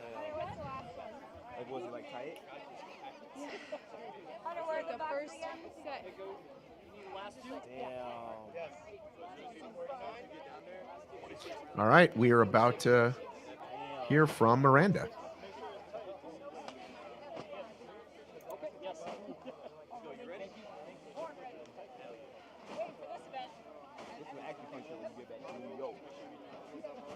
Any Momo, we're going to hear from Miranda. They said Jareen, they couldn't track down Jareen. I think she went to go get in the shade. Maybe I would love to hear how she crushed that event. Yeah, That's because she probably never stopped running. Yeah, she just put the bag down and went straight to her room. Time to eat. Kept running. Here we go. We are looking at Jareen. Let's hear from her. Hey guys, I am here with Jareen Klingberg. She took first in her heat, not this one you just watched, but the one prior. And we are just here to chat with her on what her approach was for the workout, how she was mentally. For our men, we saw very frequently that whoever went first off on the run after the sandbag didn't necessarily complete the run first. But for Jareen, that was a different story. She went off first on her run after her sandbag cleans and squats, and then she stayed in first the entire time. Jareen, what was your approach for this workout? How'd you feel, girl? How was it? Well, going in, I thought I felt strong, but after some of the first couple rounds of squats and cleans, I felt that rec bag carry from the first event. But yeah, no, my approach, I am pretty strong when it comes to some power lifts, so a clean and a front squat aren't very difficult. I'm probably one of the heaviest girls here, so 70 pounds isn't that difficult. We were practicing with the 100-pound from the men's heat, so just get it up, carry it across the field, and then red line from there. Simple as that. Everybody loves a good red line workout. Well, good luck the rest of this weekend, and we hope to see you watch you kill it. There you go. Nice job, Jareen. Can't wait to see how the leaderboard is going to look after 2 events. Seeing different folks on the podium this time than last time. It's going to make that 3rd event, that O course, just balls to the wall, mate. It's going to be really easy. Who have you got for that? I mean, like I've got two clear favourites just with an OCR background, because I mean I've seen this the Battle Bunker, the shortened version that he had for quite a while on YouTube. So obviously this one's geared a little bit more towards the OCR. So I've got two picks for that. Well, but see, here it's interesting. If you say a short OCR course and it looks like OCRWC, right? Then it's VJ, right? Yeah. But these aren't those kinds of obstacles. No. These are bigger, like true O course style obstacles. So who do you think that favors? Tough. VJ just constantly impresses for the size of him. He's very, very good. I mean, he's been working a lot with Ryan Kent. I mean, I don't know. I've got to say, I think it's Kent. I think it really leans in towards him, but anything can happen down that route, I think. Wow, that's fast. Who's that? So that is 56. That is Aaliyah Amos. Another very well-rounded athlete.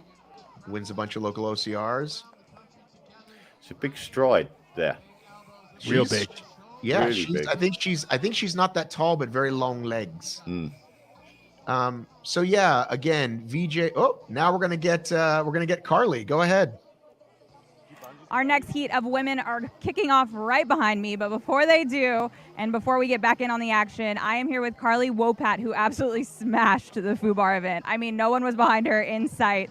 Carly, tell us a little bit about your training that helps you excel in not only endurance, but weightlifting. So I knew coming into this competition that this event was probably going to be where I would be able to use my strengths. I'm actually a professional volleyball player. That's my primary career. So I do a lot of Olympic lifting and strength components in the gym.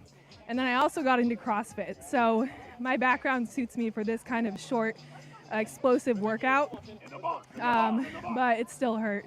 It just comes down, I think, to the mental aspect of being able to grind through. So because, professional volleyball, CrossFit, the obstacle course may be a little out of your training fields. You're going to have to adapt a little bit. How do you feel going into that event? I'm just going to give it, I don't know, all I've got. I studied the obstacles. I watched Hunter. He posted a video of him going through it, so I watched it a ton of times, and I think I'm athletic, and I've done, similar things before, so hopefully I can do well enough to podium after that event. Well, I think you're well on your way, and good luck. Thank you. All righty. Nice job, Carly. I definitely can't wait to see this new leaderboard. And I think it's tough to tell. I guess we could have run a clock and seen if she beat any of the how far. Well, I guess we couldn't really tell how far she got, right? Yeah, the distance part definitely makes that a little different.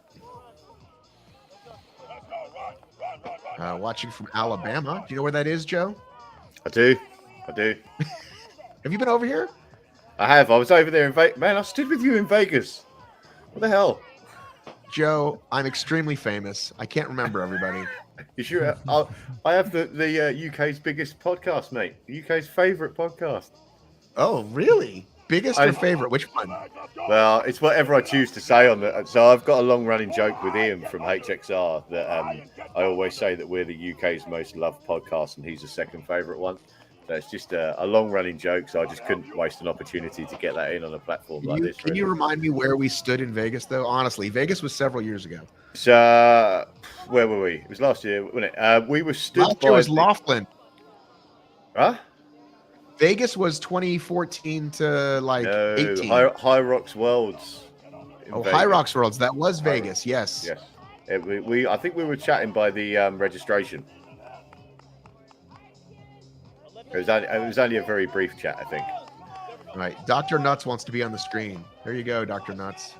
I don't know who that is. You wanted to be on the screen? There you go. So there's an interesting conversation earlier. I was watching Rich talking, and somebody said they like the idea of how the obstacles aren't completely laid out, so you have to be adaptive in some of the things you're approaching.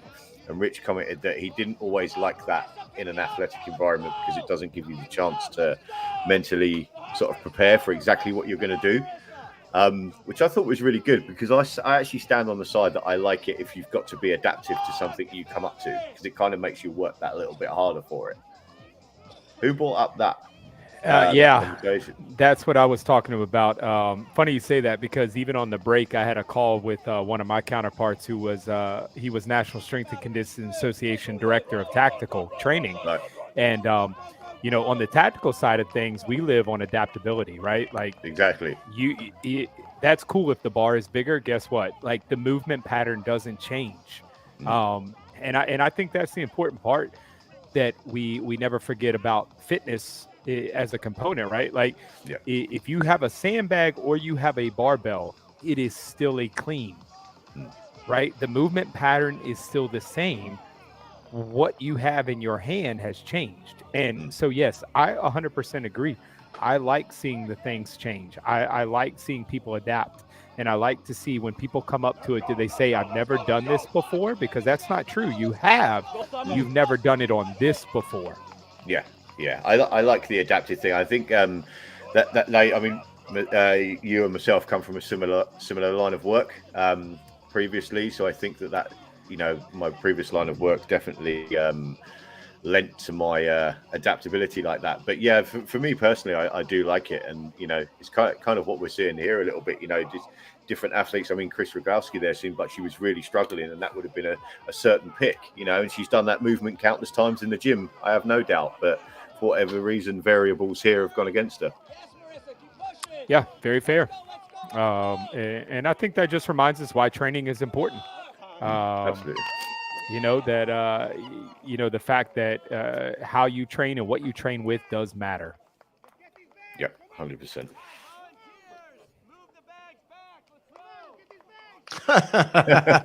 How's that for a shot? Yeah, these women, I'm going to say... Someone there that looks like they didn't even get out onto the run course. Wow. That must have been... I'm going to say...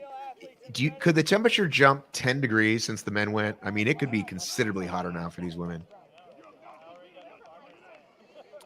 Yeah, I think Matt, we looked at it this morning. In fact, I'm going back to it.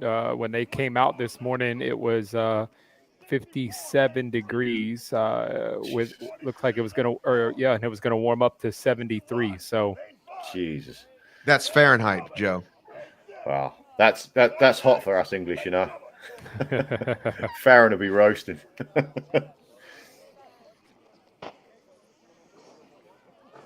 Yeah, great effort though from all these ladies so far, man. Incredible to watch. Just it's just about 70 degrees now in Chula Vista. Yeah, they're certainly laying it all out there. I love seeing it. I mean, they're eager to go there as well. They look like they're ready to go. They're primed. They're warmed up. They're going into war here, and I really love that. I really love that mindset. Yeah, for sure. Hey, Matt, you brought up Amber Nelson earlier. You said she has done over 100-pound weight loss journey. Yes. Along the way. Yes. Wow. Fantastic.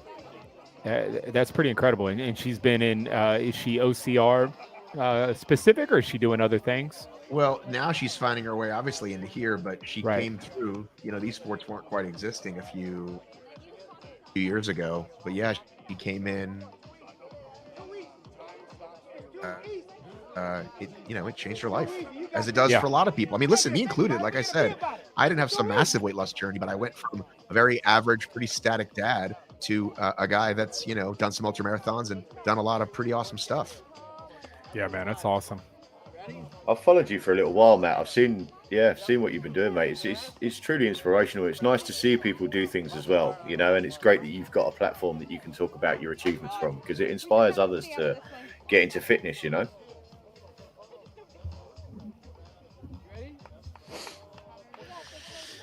Yeah, it's been great. And as you know, Joe, it really is. Honestly, we say all the time the races are great, but we wouldn't keep coming back if it wasn't for the people. And for me being in this now over 10 years, it's awesome. I know Hunter, 10 years. I know a lot of these guys 7-8 years and watched their journey. I met Ryan Atkins at his first World's Toughest. We didn't know who he was. He was just running his face off all night, and by the time it was over, he was chilling. He had done 100 miles, and everyone else was struggling for second. And he went on to become the greatest endurance athlete we've known. Yeah, he really is something else. Because we've had a shift, though. The world doubles record's been broken last weekend in Amsterdam by a British guy and a German elite racer. So now Tom and Hunter, it's been a bit of a thing over here the last week to whether or not they're going to come back and reclaim it. So it's been quite good. Social media has been a light for that, and the community's been very busy. 30 seconds. Hey. I see here the far left of our screen, athlete number 48, Angel Romero. I honestly can't keep. Oh, sorry, Matt. Go ahead. Go ahead. Oh, no, I was just going to say, be interesting to see her with her background, former Marine and a calisthenics and bodybuilding athlete, and how that transfers right here.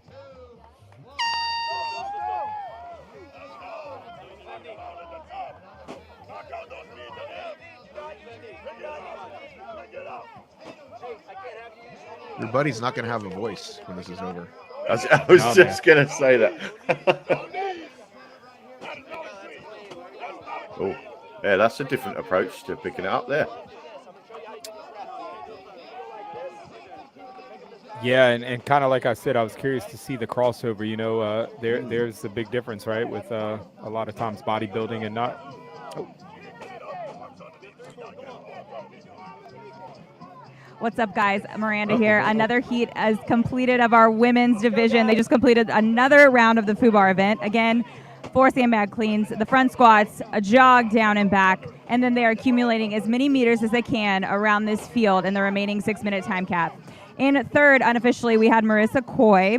Second, Sarah Lasistova. And then first, standing here with our heat winner, Shannon Woodard. Shannon, what was your approach during that workout? A little bit of heavy work, a little bit of endurance. How did you feel?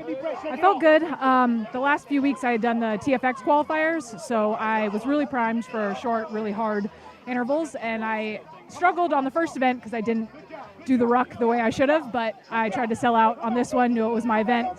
Third one's going to be my event, so I'm hoping I can bump up at the ranks. Awesome. I think we all have things that we're really good at, and there's things that we all need to work on, so it's good that you're working to your strengths. Good luck on the obstacle course. I can't wait to watch.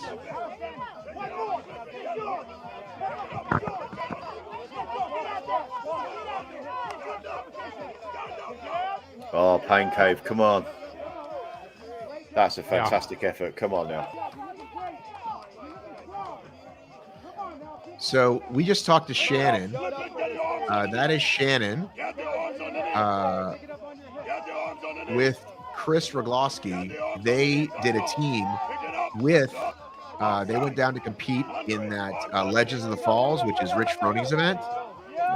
And I think they came in 4th or 5th. Yeah, it was good to hear her confidence, too. She already called herself as the obstacle course being her event, so I love it. Yeah, she's one of these super well-rounded athletes. High rock, OCR. I think she's going to do well. Come on now, pick it back up. It's taking that moment. Sometimes it's needed, but that 1 second too long can just really drop you the other way, where you've got to find that motivation to pick it. Too much time to think, almost, you know. Yep. You can think real quick how bad it sucks. Yeah, yeah. I have this thing that I say to people that I train. It's like what I call a systems check. I normally do it on like the first lap of something. Like I listen to my body, like, is this all right? Is that all right? And then once I know that things start hurting, if you take any more time than just a split second, and those sounds and those system warnings start getting louder and louder, and it's harder and harder to push those out the way. So like these 1% athletes where they're just trying to do everything to keep to that maximum effort. It's just, you have to just keep going, and I really respect that ability. Yeah, absolutely. Great way to put it too. Thank you. I think that's great. I've done that. Again, I'm not the fastest guy, but I've learned that the older I get, I can still go long, and that's kind of, it's so easy to just sort of like, oh shit, I'm starving, or oh shit, this hurts. So it's kind of like, whether it's every 45 minutes or every hour, or every lap, whatever you're doing with an ultra, just checking in with yourself. This is what I do. How are my feet? How's my stomach? How's my head? And if any of those are off, I can then adjust. Like if it's my feet, do something. If it's my stomach, eat something. If it's my head, check in with my crew, or, whatever, put on a different song, or just, to me, those are the three for me, for running, for ultra running. That's it, man. It's like feet, stomach, head. It's like, any one of those go and you're in deep shit. Yeah. Yeah. You have to find that kind of balance between, listening and then ignoring, which is a controversial statement, but the people like Kent and Hunter and Lauren Weeks and and Hogan and all the rest of it, they can all operate near this top level of just threshold. Like when the Worlds was over at High Rocks, I saw Ryan Kent being sick. I mean, to be fair, he was quite poorly, but I saw these guys crossing the finish line, and they looked solid 10 seconds ago on the wall balls, but as soon as they cross the finish line and turn that switch off, it's like their body just goes nope. And they're able, and these fantastic athletes that we see in front of us now, they're able to hold that threshold of where the body just wants to stop, but they're able to just balance that knife edge. And it's so remarkable to watch these people do that. Yeah, I think you hit that area right where they allow themselves to feel again. And when you allow yourself to feel again is where much of that comes crashing out of the body, right? People throwing up or laying down. But you're exactly right. To be able to put in the back of the feeling of pain, and even mentally and emotionally, the pain that is there, but you're able to put it in a secondary impact to complete, is pretty impressive. Yeah, 100%. And there's not many people that, and I don't think this is a controversial statement potentially, but I don't think you can be taught that. I think you either have that or you don't. Yeah, I agree with you. Right, it can be a controversial statement, but you 100%, man. Just because you have the best coach in the world won't make you the best athlete in the world. Exactly that. Exactly. There is an ownership to it of you by you.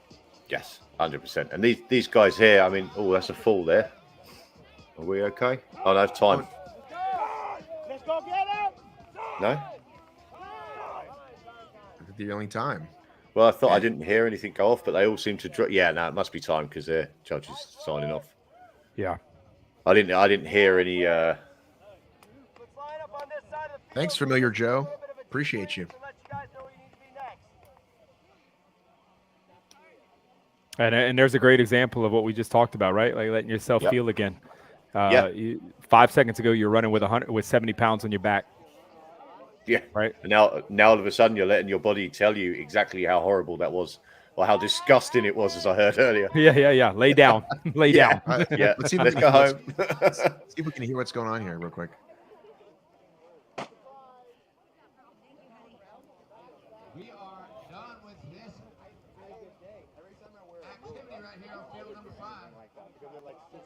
Says there's Alec Blennis right there. Looks like says we are done with this on event number 5. Before we break, we want to see if we can get maybe one more hit, maybe a leaderboard. There's our gal.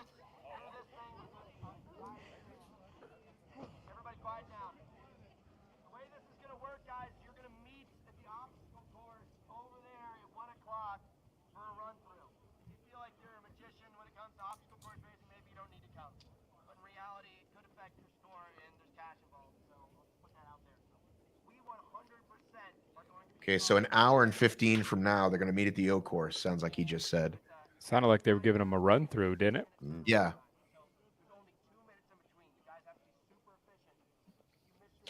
And I'm actually going to see if I can get an athlete or two through the magic of the phone, like we did with Joe. Whoa. Here we go.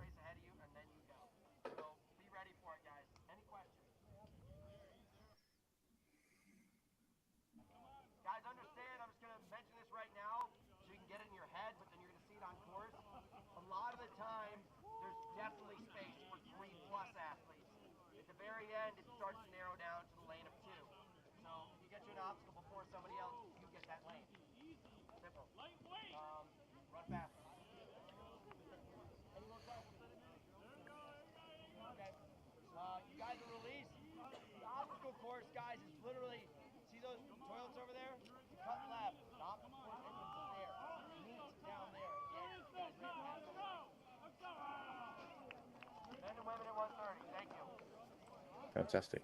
So 1:30. So that's a couple 1:45 from now. Oh, okay. I think we're going to get one more hit.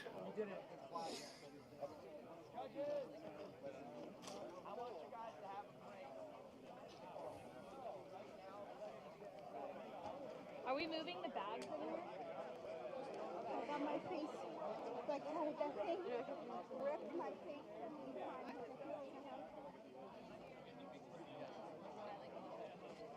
It was hard. It was really hard. There's Austin. Here's Austin. I think we're going to get hit from him in a minute. Hey, let's put all the bags right here for right now, and later on, Austin's going to tell them later, okay? Austin, I just released them. They're meeting up at 1 o'clock. Here we go. Looks like we're here with Miranda. And that is a wrap on our second event. It was FUBAR. It was some heavy sandbags. A lot of cleans, a lot of front squats, a little bit of running, and the sun is high in the sky. It looked brutal. It was a valiant effort by our men and our women athletes. Right behind me is Austin Alexander, host of the Battle Bunkers flagship competition. I'm going to ask him, or I have asked him, you know, that the first two events, athletes could kind of easily adapt to it. It was just some weightlifting, some endurance. Even if they hadn't been on a rower before or things of that sort, they have the engines to be able to handle it. But the obstacle course may be a little bit different. So we're going to see what he thinks we're going to see in event 3 today here at the Battle Bunker competition. Sorry, I didn't know we were live. Been running around. It's been a busy day, but it's been a great day. And what you can expect on the obstacle course, we have 22 obstacles, 2 of which are strength obstacles.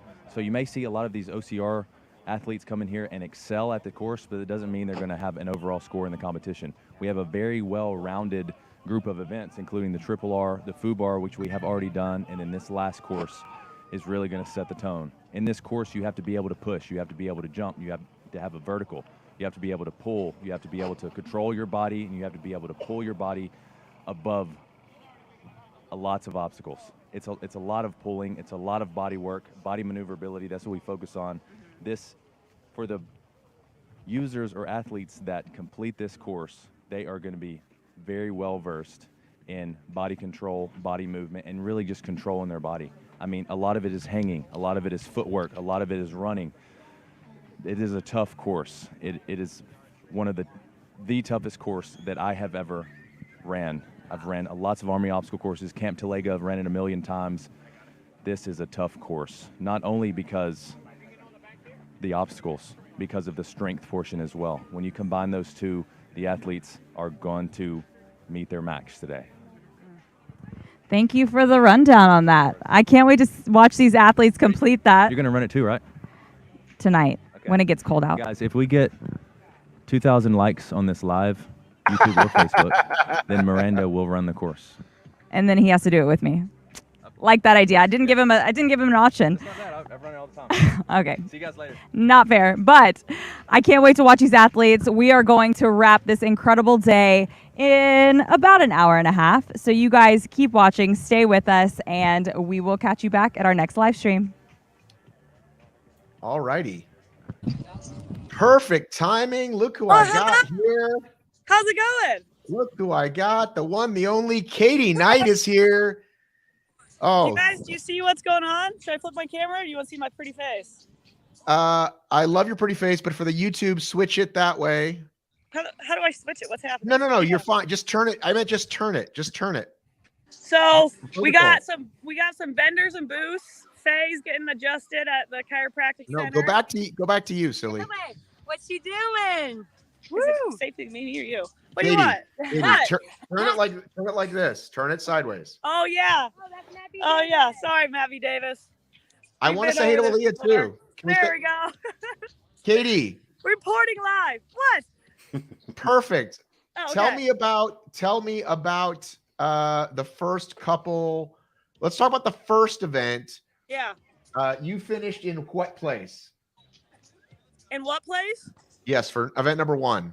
Yeah. Event number 1, I'll tell you, those backpacks are not the same as rucks. So those backpacks were just basically sandbags in backpacks. A ruck, you have a weight plate that sits in a carrier inside the bag.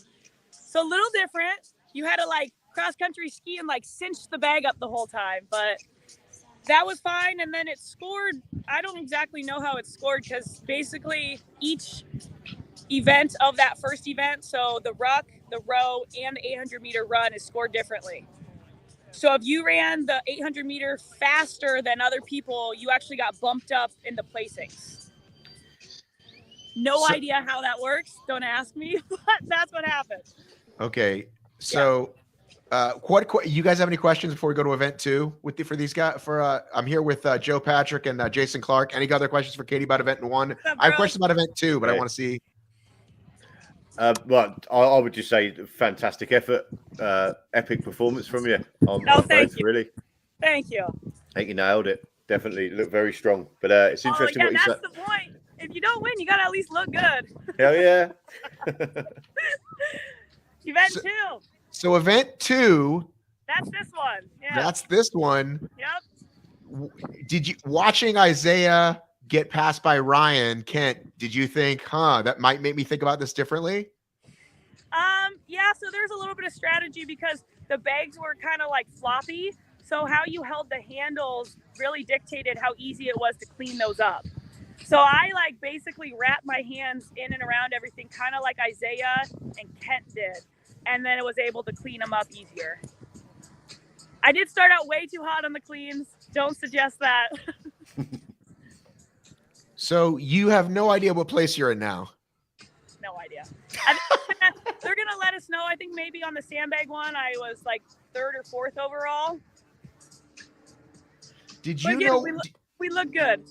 You look fantastic. Did you know why Chris struggled so much? Did you talk to her? She really struggled with that bag. Yeah, so like I think that if girls aren't used to lifting heavier weights, like 70 is a decent weight. I was hoping for more like 100 to slow a little bit of the other people down, but it like I said, the bags were basically meant for like 100 to like 150 pound weight. So when you only have 70 in there, it's going to be floppy. So you have a lot of give, right? So like the bottom of the bag has like give. So as you're holding the handles and cleaning it up, it makes like a V shape. So I think a lot of like those type of like more endurance athletes had a hard time with that. Does that make sense?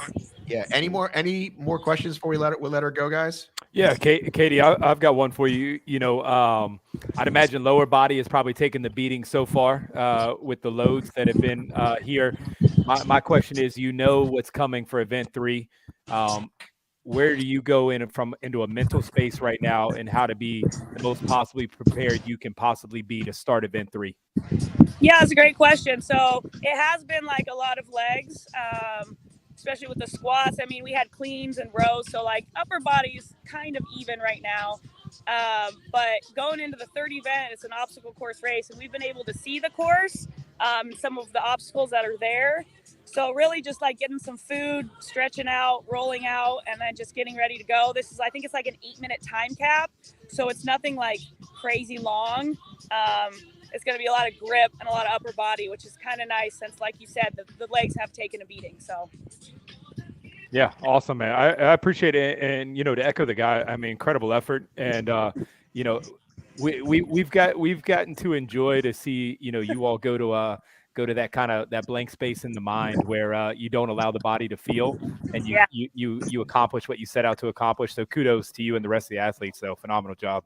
Yeah, there's a lot of cool athletes here. There's a lot of people like from the OCR community. There's some like strength CrossFitters, and then there's people I have never heard or seen of. And they're just having fun. It's a good time out here. We're all just hanging out, and you know, we have to be back in about like an hour. So event 3, and then we're done. We're gonna go have fun in San Diego for Halloween. So what? All right. See you later. Bye. All right. I'm gonna bring in, speaking of people that I know for 100 years, I'm going to bring in my buddy Alec Blennis, the current world record holder, as far as we know, in the Murph. Alec, how's it feeling, buddy? Hey, Matt. Good to see you. Having fun out here. It's my first event in quite a while, but it's good to reunite with some, you know, old friends and see some new faces as well. Legs are a little tired, especially from that first event this morning. Just the 50-pound rock run was pretty brutal. But I'm having fun. I'm having a good time. Do you have any idea where you are? I assume that second event is probably your strongest, right? You know, I would have thought the same thing. But what I've quickly found out is all the strength in the world doesn't do you much good if your cardio is, you know, falling to shit, which mine kind of has. So going to that second event, I thought that 100-pound bag would feel light. But then by the time I was on round 2 and round 3, I was getting pretty gassed, and it's going to feel much, much heavier than I anticipated. Can we, just for the audience, because it's tough to tell with the visual, can you just give your quick stats, height and weight? Yeah, so I'm 5'6", 165 pounds. And for reference, just like strength-wise, I squat in the mid-400s. I clean closer to 300. So the fact that 100-pound, you know, clean and squat was feeling as heavy as it was today is absolutely wild. It just goes to show you how much different the sandbag is. Just the weight distribution, the technique, and it's a lot different when you're tired. You know, it's a totally different ballgame. What do you think, Jason? Yeah, no, you hit spot on. What we were talking about was just the idea that, you know, a clean is a clean, but the resource that you use to actually clean can completely change the game. Motion could be the same, but the fact of whether my hands are used to this perfect barbell or now all of a sudden I have to figure out this different idea of how I'm holding something, it does matter. But I guess, you know, question to you, and you brought it up from the cardio standpoint of like, you know, all the strength in the world doesn't matter if your cardio sucks. With that being said, finding the balance in training, right, of squatting mid fours, but still having a good base of cardio. Do you feel you're learning something more about yourself here? Oh yeah, absolutely. I mean, over the last, 5-6 years, I've stepped away from the OCR scene a little bit. So my strength training has, come to the forefront. Cardio has been in maintenance, if that. I'd say I'm gradually just getting slower and slower each year as I run less and less. But I've held on to a decent amount of it. I was actually fairly happy and, to be honest, amazed at how fast we were running that 2 mile ruck this morning. We were too. It was absolutely wild. Like I did one training run of that just to make sure I wouldn't totally die. And, I did it in like 18 minutes. I'm like, okay, that's pretty good. I'll probably hold my own, and then we go out of the gate, we run that first mile in like 6 something. I'm like, what the hell is going on? This is absurd. But I was pleasantly surprised with my ability to kind of hang on to that. And I think that's where, having a little bit more muscle mass in my legs and that kind of thing really helped me out, just so I didn't totally fall apart. But man, that was a heck of a pace. And the legs were definitely feeling it going to event 2. All right. Well, thanks, man. Good luck in the other events, dude. Thanks, man. Good to see you guys. All right. We're going to go to the king of grip himself. Our second or third favorite Dane in the world. You said that second event was going to be trouble. Talk to us about it. Oh, guys, as the lightest guy on the field today, I have to admit that those sandbag cleans and squats were monsters. I've been training to do this, and I knew I could complete it. I didn't understand how much it would ruin you. Like it was pretty wild. Like I knew the second event was like I was the least favorite guy to do it. It turns out I did okay. I beat like a handful or two of people, which couldn't believe. But that was one heck of an experience. If you haven't tried it and you don't want to feel like you're dying, maybe don't do it in the immediate future. But I mean, that was wild. I made involuntary sounds that I'm not very proud of at this moment. I'm very proud of how I did, but the sounds that came out of my mouth, like the volunteer was trying to be supportive, but he was laughing a bit. He was like, dude, that's some fucked up sounds. Like my last one, I'm like, Now, when you're struggling the most in your head, are you talking to yourself in English? That's a good question. Shit, I don't know. I think here, yes. I think over here, yes, because everything around you is English. So you do that, and because you're still getting the input of people, and you want to be capable of communicating with the judge if there is any like incident of like, oh, you didn't go deep enough here, tall enough here. So I think that might have been like that. But as I said, it was mainly sounds. Like in the end, it was more like my description of how I felt was more like just a sound. I don't think I really put words on it. Yeah, I want to say that I made it all the way out, though. I did all my 4 rounds, and I got all the way out the thing. And then they were like, oh, you just got to catch as many cones as possible. I didn't get a single cone. I got out the field, and I looked at that cone. I was like, never. We're not going to make friends. Like, I'm not going to get there. I even did the crop top and everything to feel more CrossFit-y and be, like, jacked up and stuff. But no, get him back in there. Was that Kent? Get him back in there. No, Did it's you Luke get Kent? Alterman. It's who? Luke Alterman. Oh, he can come in too. That's fine. I thought it was. What's up, Luke? He looks a lot like. You and me, buddy. The OCR. I'll see you there, buddy. Luke and I, we've been competing all day. Like we have similar positions, and he's apparently a ninja, and we can do the OCR track together. So that's funny because it's like 75% at parkour course, like an agility course, and then there's a few rigs where you got to hang and things. And I don't know if Luke can do muscle ups and stuff, so that'll be a blast. I'm excited to race in there. Well, so that's what I was trying to kind of talk about earlier with our earlier guest and to the audience. Obstacle course can mean a couple things, right? Yeah. A 1K a 3K OCRWC looks a lot different than what you guys are about to do. So you're still one of the favorites, but there's a lot of guys that can do better on this, the bigger, larger things. It's a little bit easy for him to get over things, not necessarily under. I think it'll even out because the course is basically you go one way, turn around the other way, and then the third way. And it gets like gradually harder. And when I say harder, I do make quotation marks because it's different how we define hard. The first ones are very like balancy, over-unders, walls, crawling around. Second one becomes a bit more of a coordination thing with still like those large jumps and you got to hang in a few things. And when you get really exhausted for the last third, that's when they put in like anchors away. You have like a tiny rig with a few baby ropes and you got like a little monkey bar. So that's like the last third of that. And I think with the women's competition, I think a lot is going to come down to who can actually get through all those obstacles because there's a lot of girls here who haven't really done a ton of OCR yet. So it'll be interesting to see how they will get on.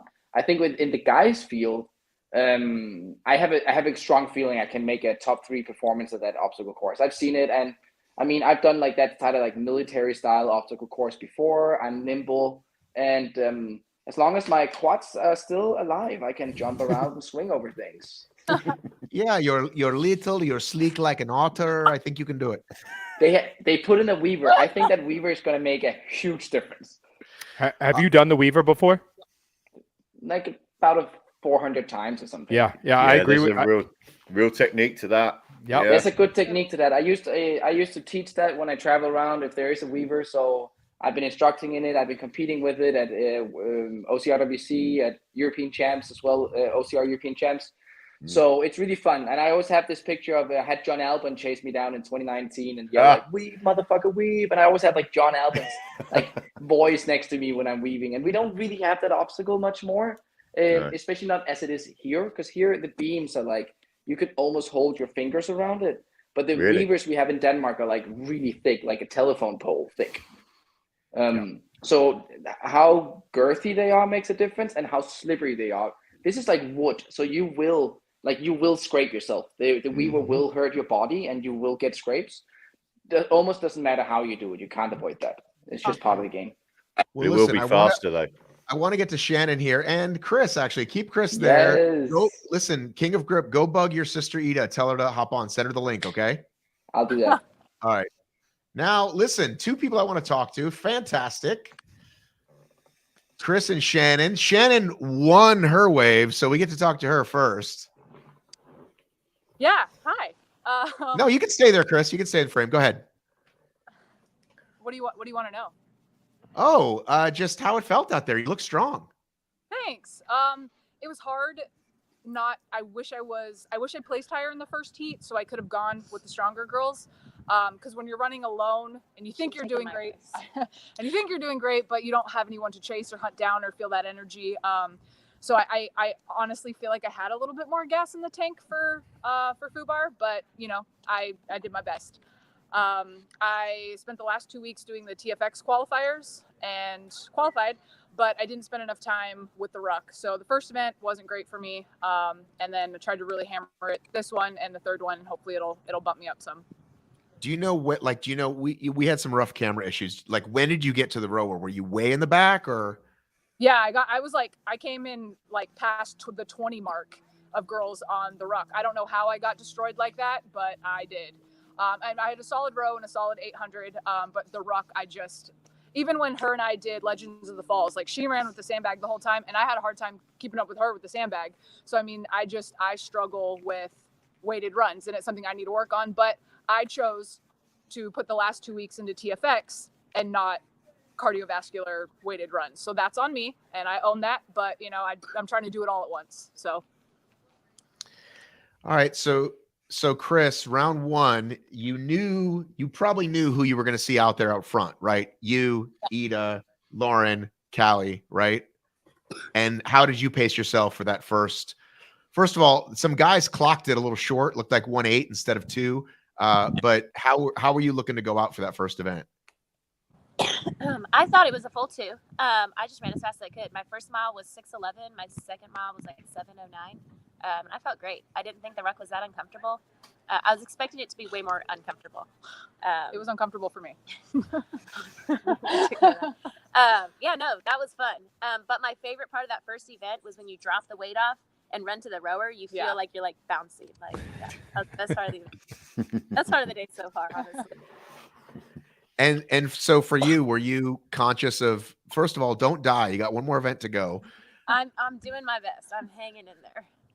But it got so how smaller. conscious were you on the rower about kind of placement and where you were, or were you thinking, I might be able to catch some of them in the 800 or? I figured I'd do decent on the 800. I knew I would not do decent on the, I don't know. I know I would not do decent on the row, so I just kind of hung in for the row and then went out for the 800. I think I did decent on the 800. For me to end up where I placed, I think I had to. I don't know what I did. I'm sorry, guys. No, you're fine. We can see you. Okay. Yeah. Okay. And then I picked you at the top for the FUBAR event, Chris. Oh no, that was a bad call. Do we not practice that movement? We do. We don't practice with super saggy gravel-filled bags. Yeah. And I'm a pretty scrawny. Like I just have a hard time moving weight. So honestly, too, with how much she runs, it's hard to keep muscle mass when you're running 100 milers and 50 milers. Like, I mean, she's incredibly. Just stop. You just stop with that nonsense, Chris. I watched you push the sled and pass people at High Rocks. What are you talking about? that was several months ago. I've run several 100 milers since then. I took several weeks off and only just started coming back to like strength stuff. But that's really not. I'm just scrawny and have a hard time moving weight in general. And I did not push past anybody in the sleds. I always lose time on the sleds, and I gain time on the farmers carries and all the runs. Like that's how it's been. You know what I meant. Do not power. Yeah, she's strong. Don't get me wrong. She's incredibly strong. But Strong after doing for somebody 500 scrawny. milers this summer, it's really hard to do both. Any questions from Joe or JC? Yeah, I mean, Chris, you were one of my picks for that event as well. But just to reiterate what you said, because you finished the High Rocks Worlds and then went and did a Spartan the very next day. Is that right? Yeah. Yeah, absolutely phenomenal effort.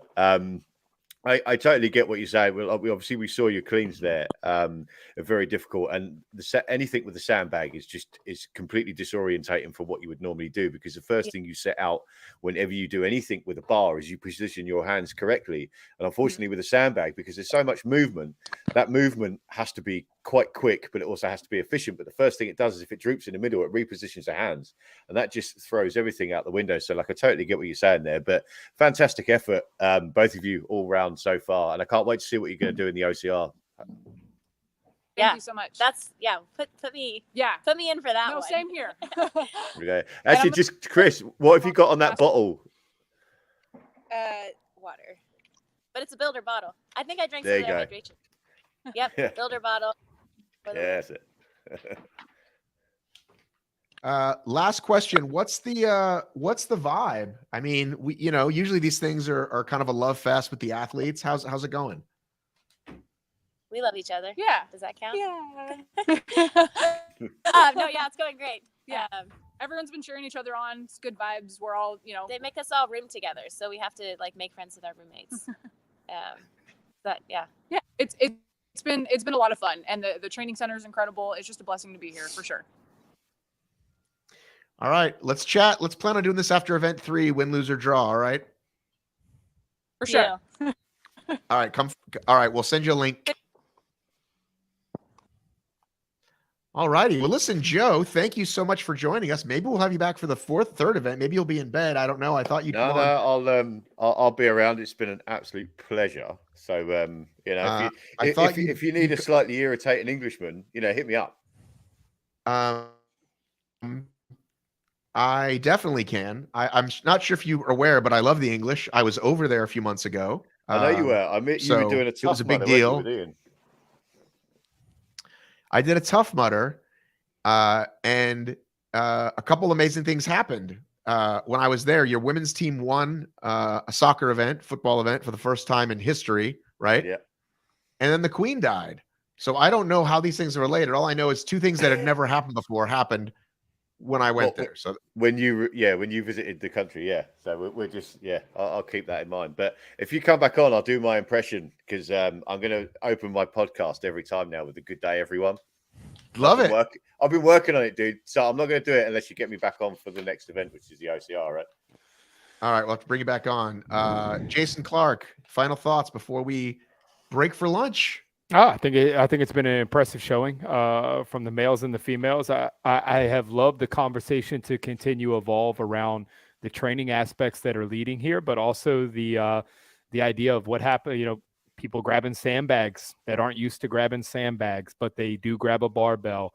So I think it's great. I think it just expands the ideas that are out here. And I think somewhere in the future, in my opinion, there is going to be something that lives between OCR and High Rocks. And, you know, what we're seeing here today, there's going to be eventually it's going to kind of, I think, live and evolve itself together. 100%. I mean, just on that, just before we go, when they're talking about the ruck and how displaced it was and how different it was, you smiled and I smiled because it's a very familiar feeling when you haven't got something. I mean, Paris Island, I heard earlier for yourself, right? So Yeah. you know yourself, if your clip's too high, if it's not packed right, you're going to have problems. And you also know is as things start moving, your body shape moves, everything, it droops backwards, which pulls your center of gravity off.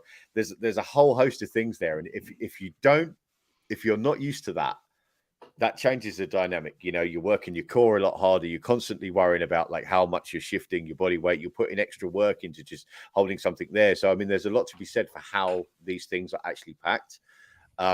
You know, I don't know whether the athletes more than likely didn't have that opportunity to do it, nor were taught how to do it, because that would probably take too long. But, you know, all I would say is it's a good job it's not raining there, because that would have been, again, a totally different kettle of fish. Yeah.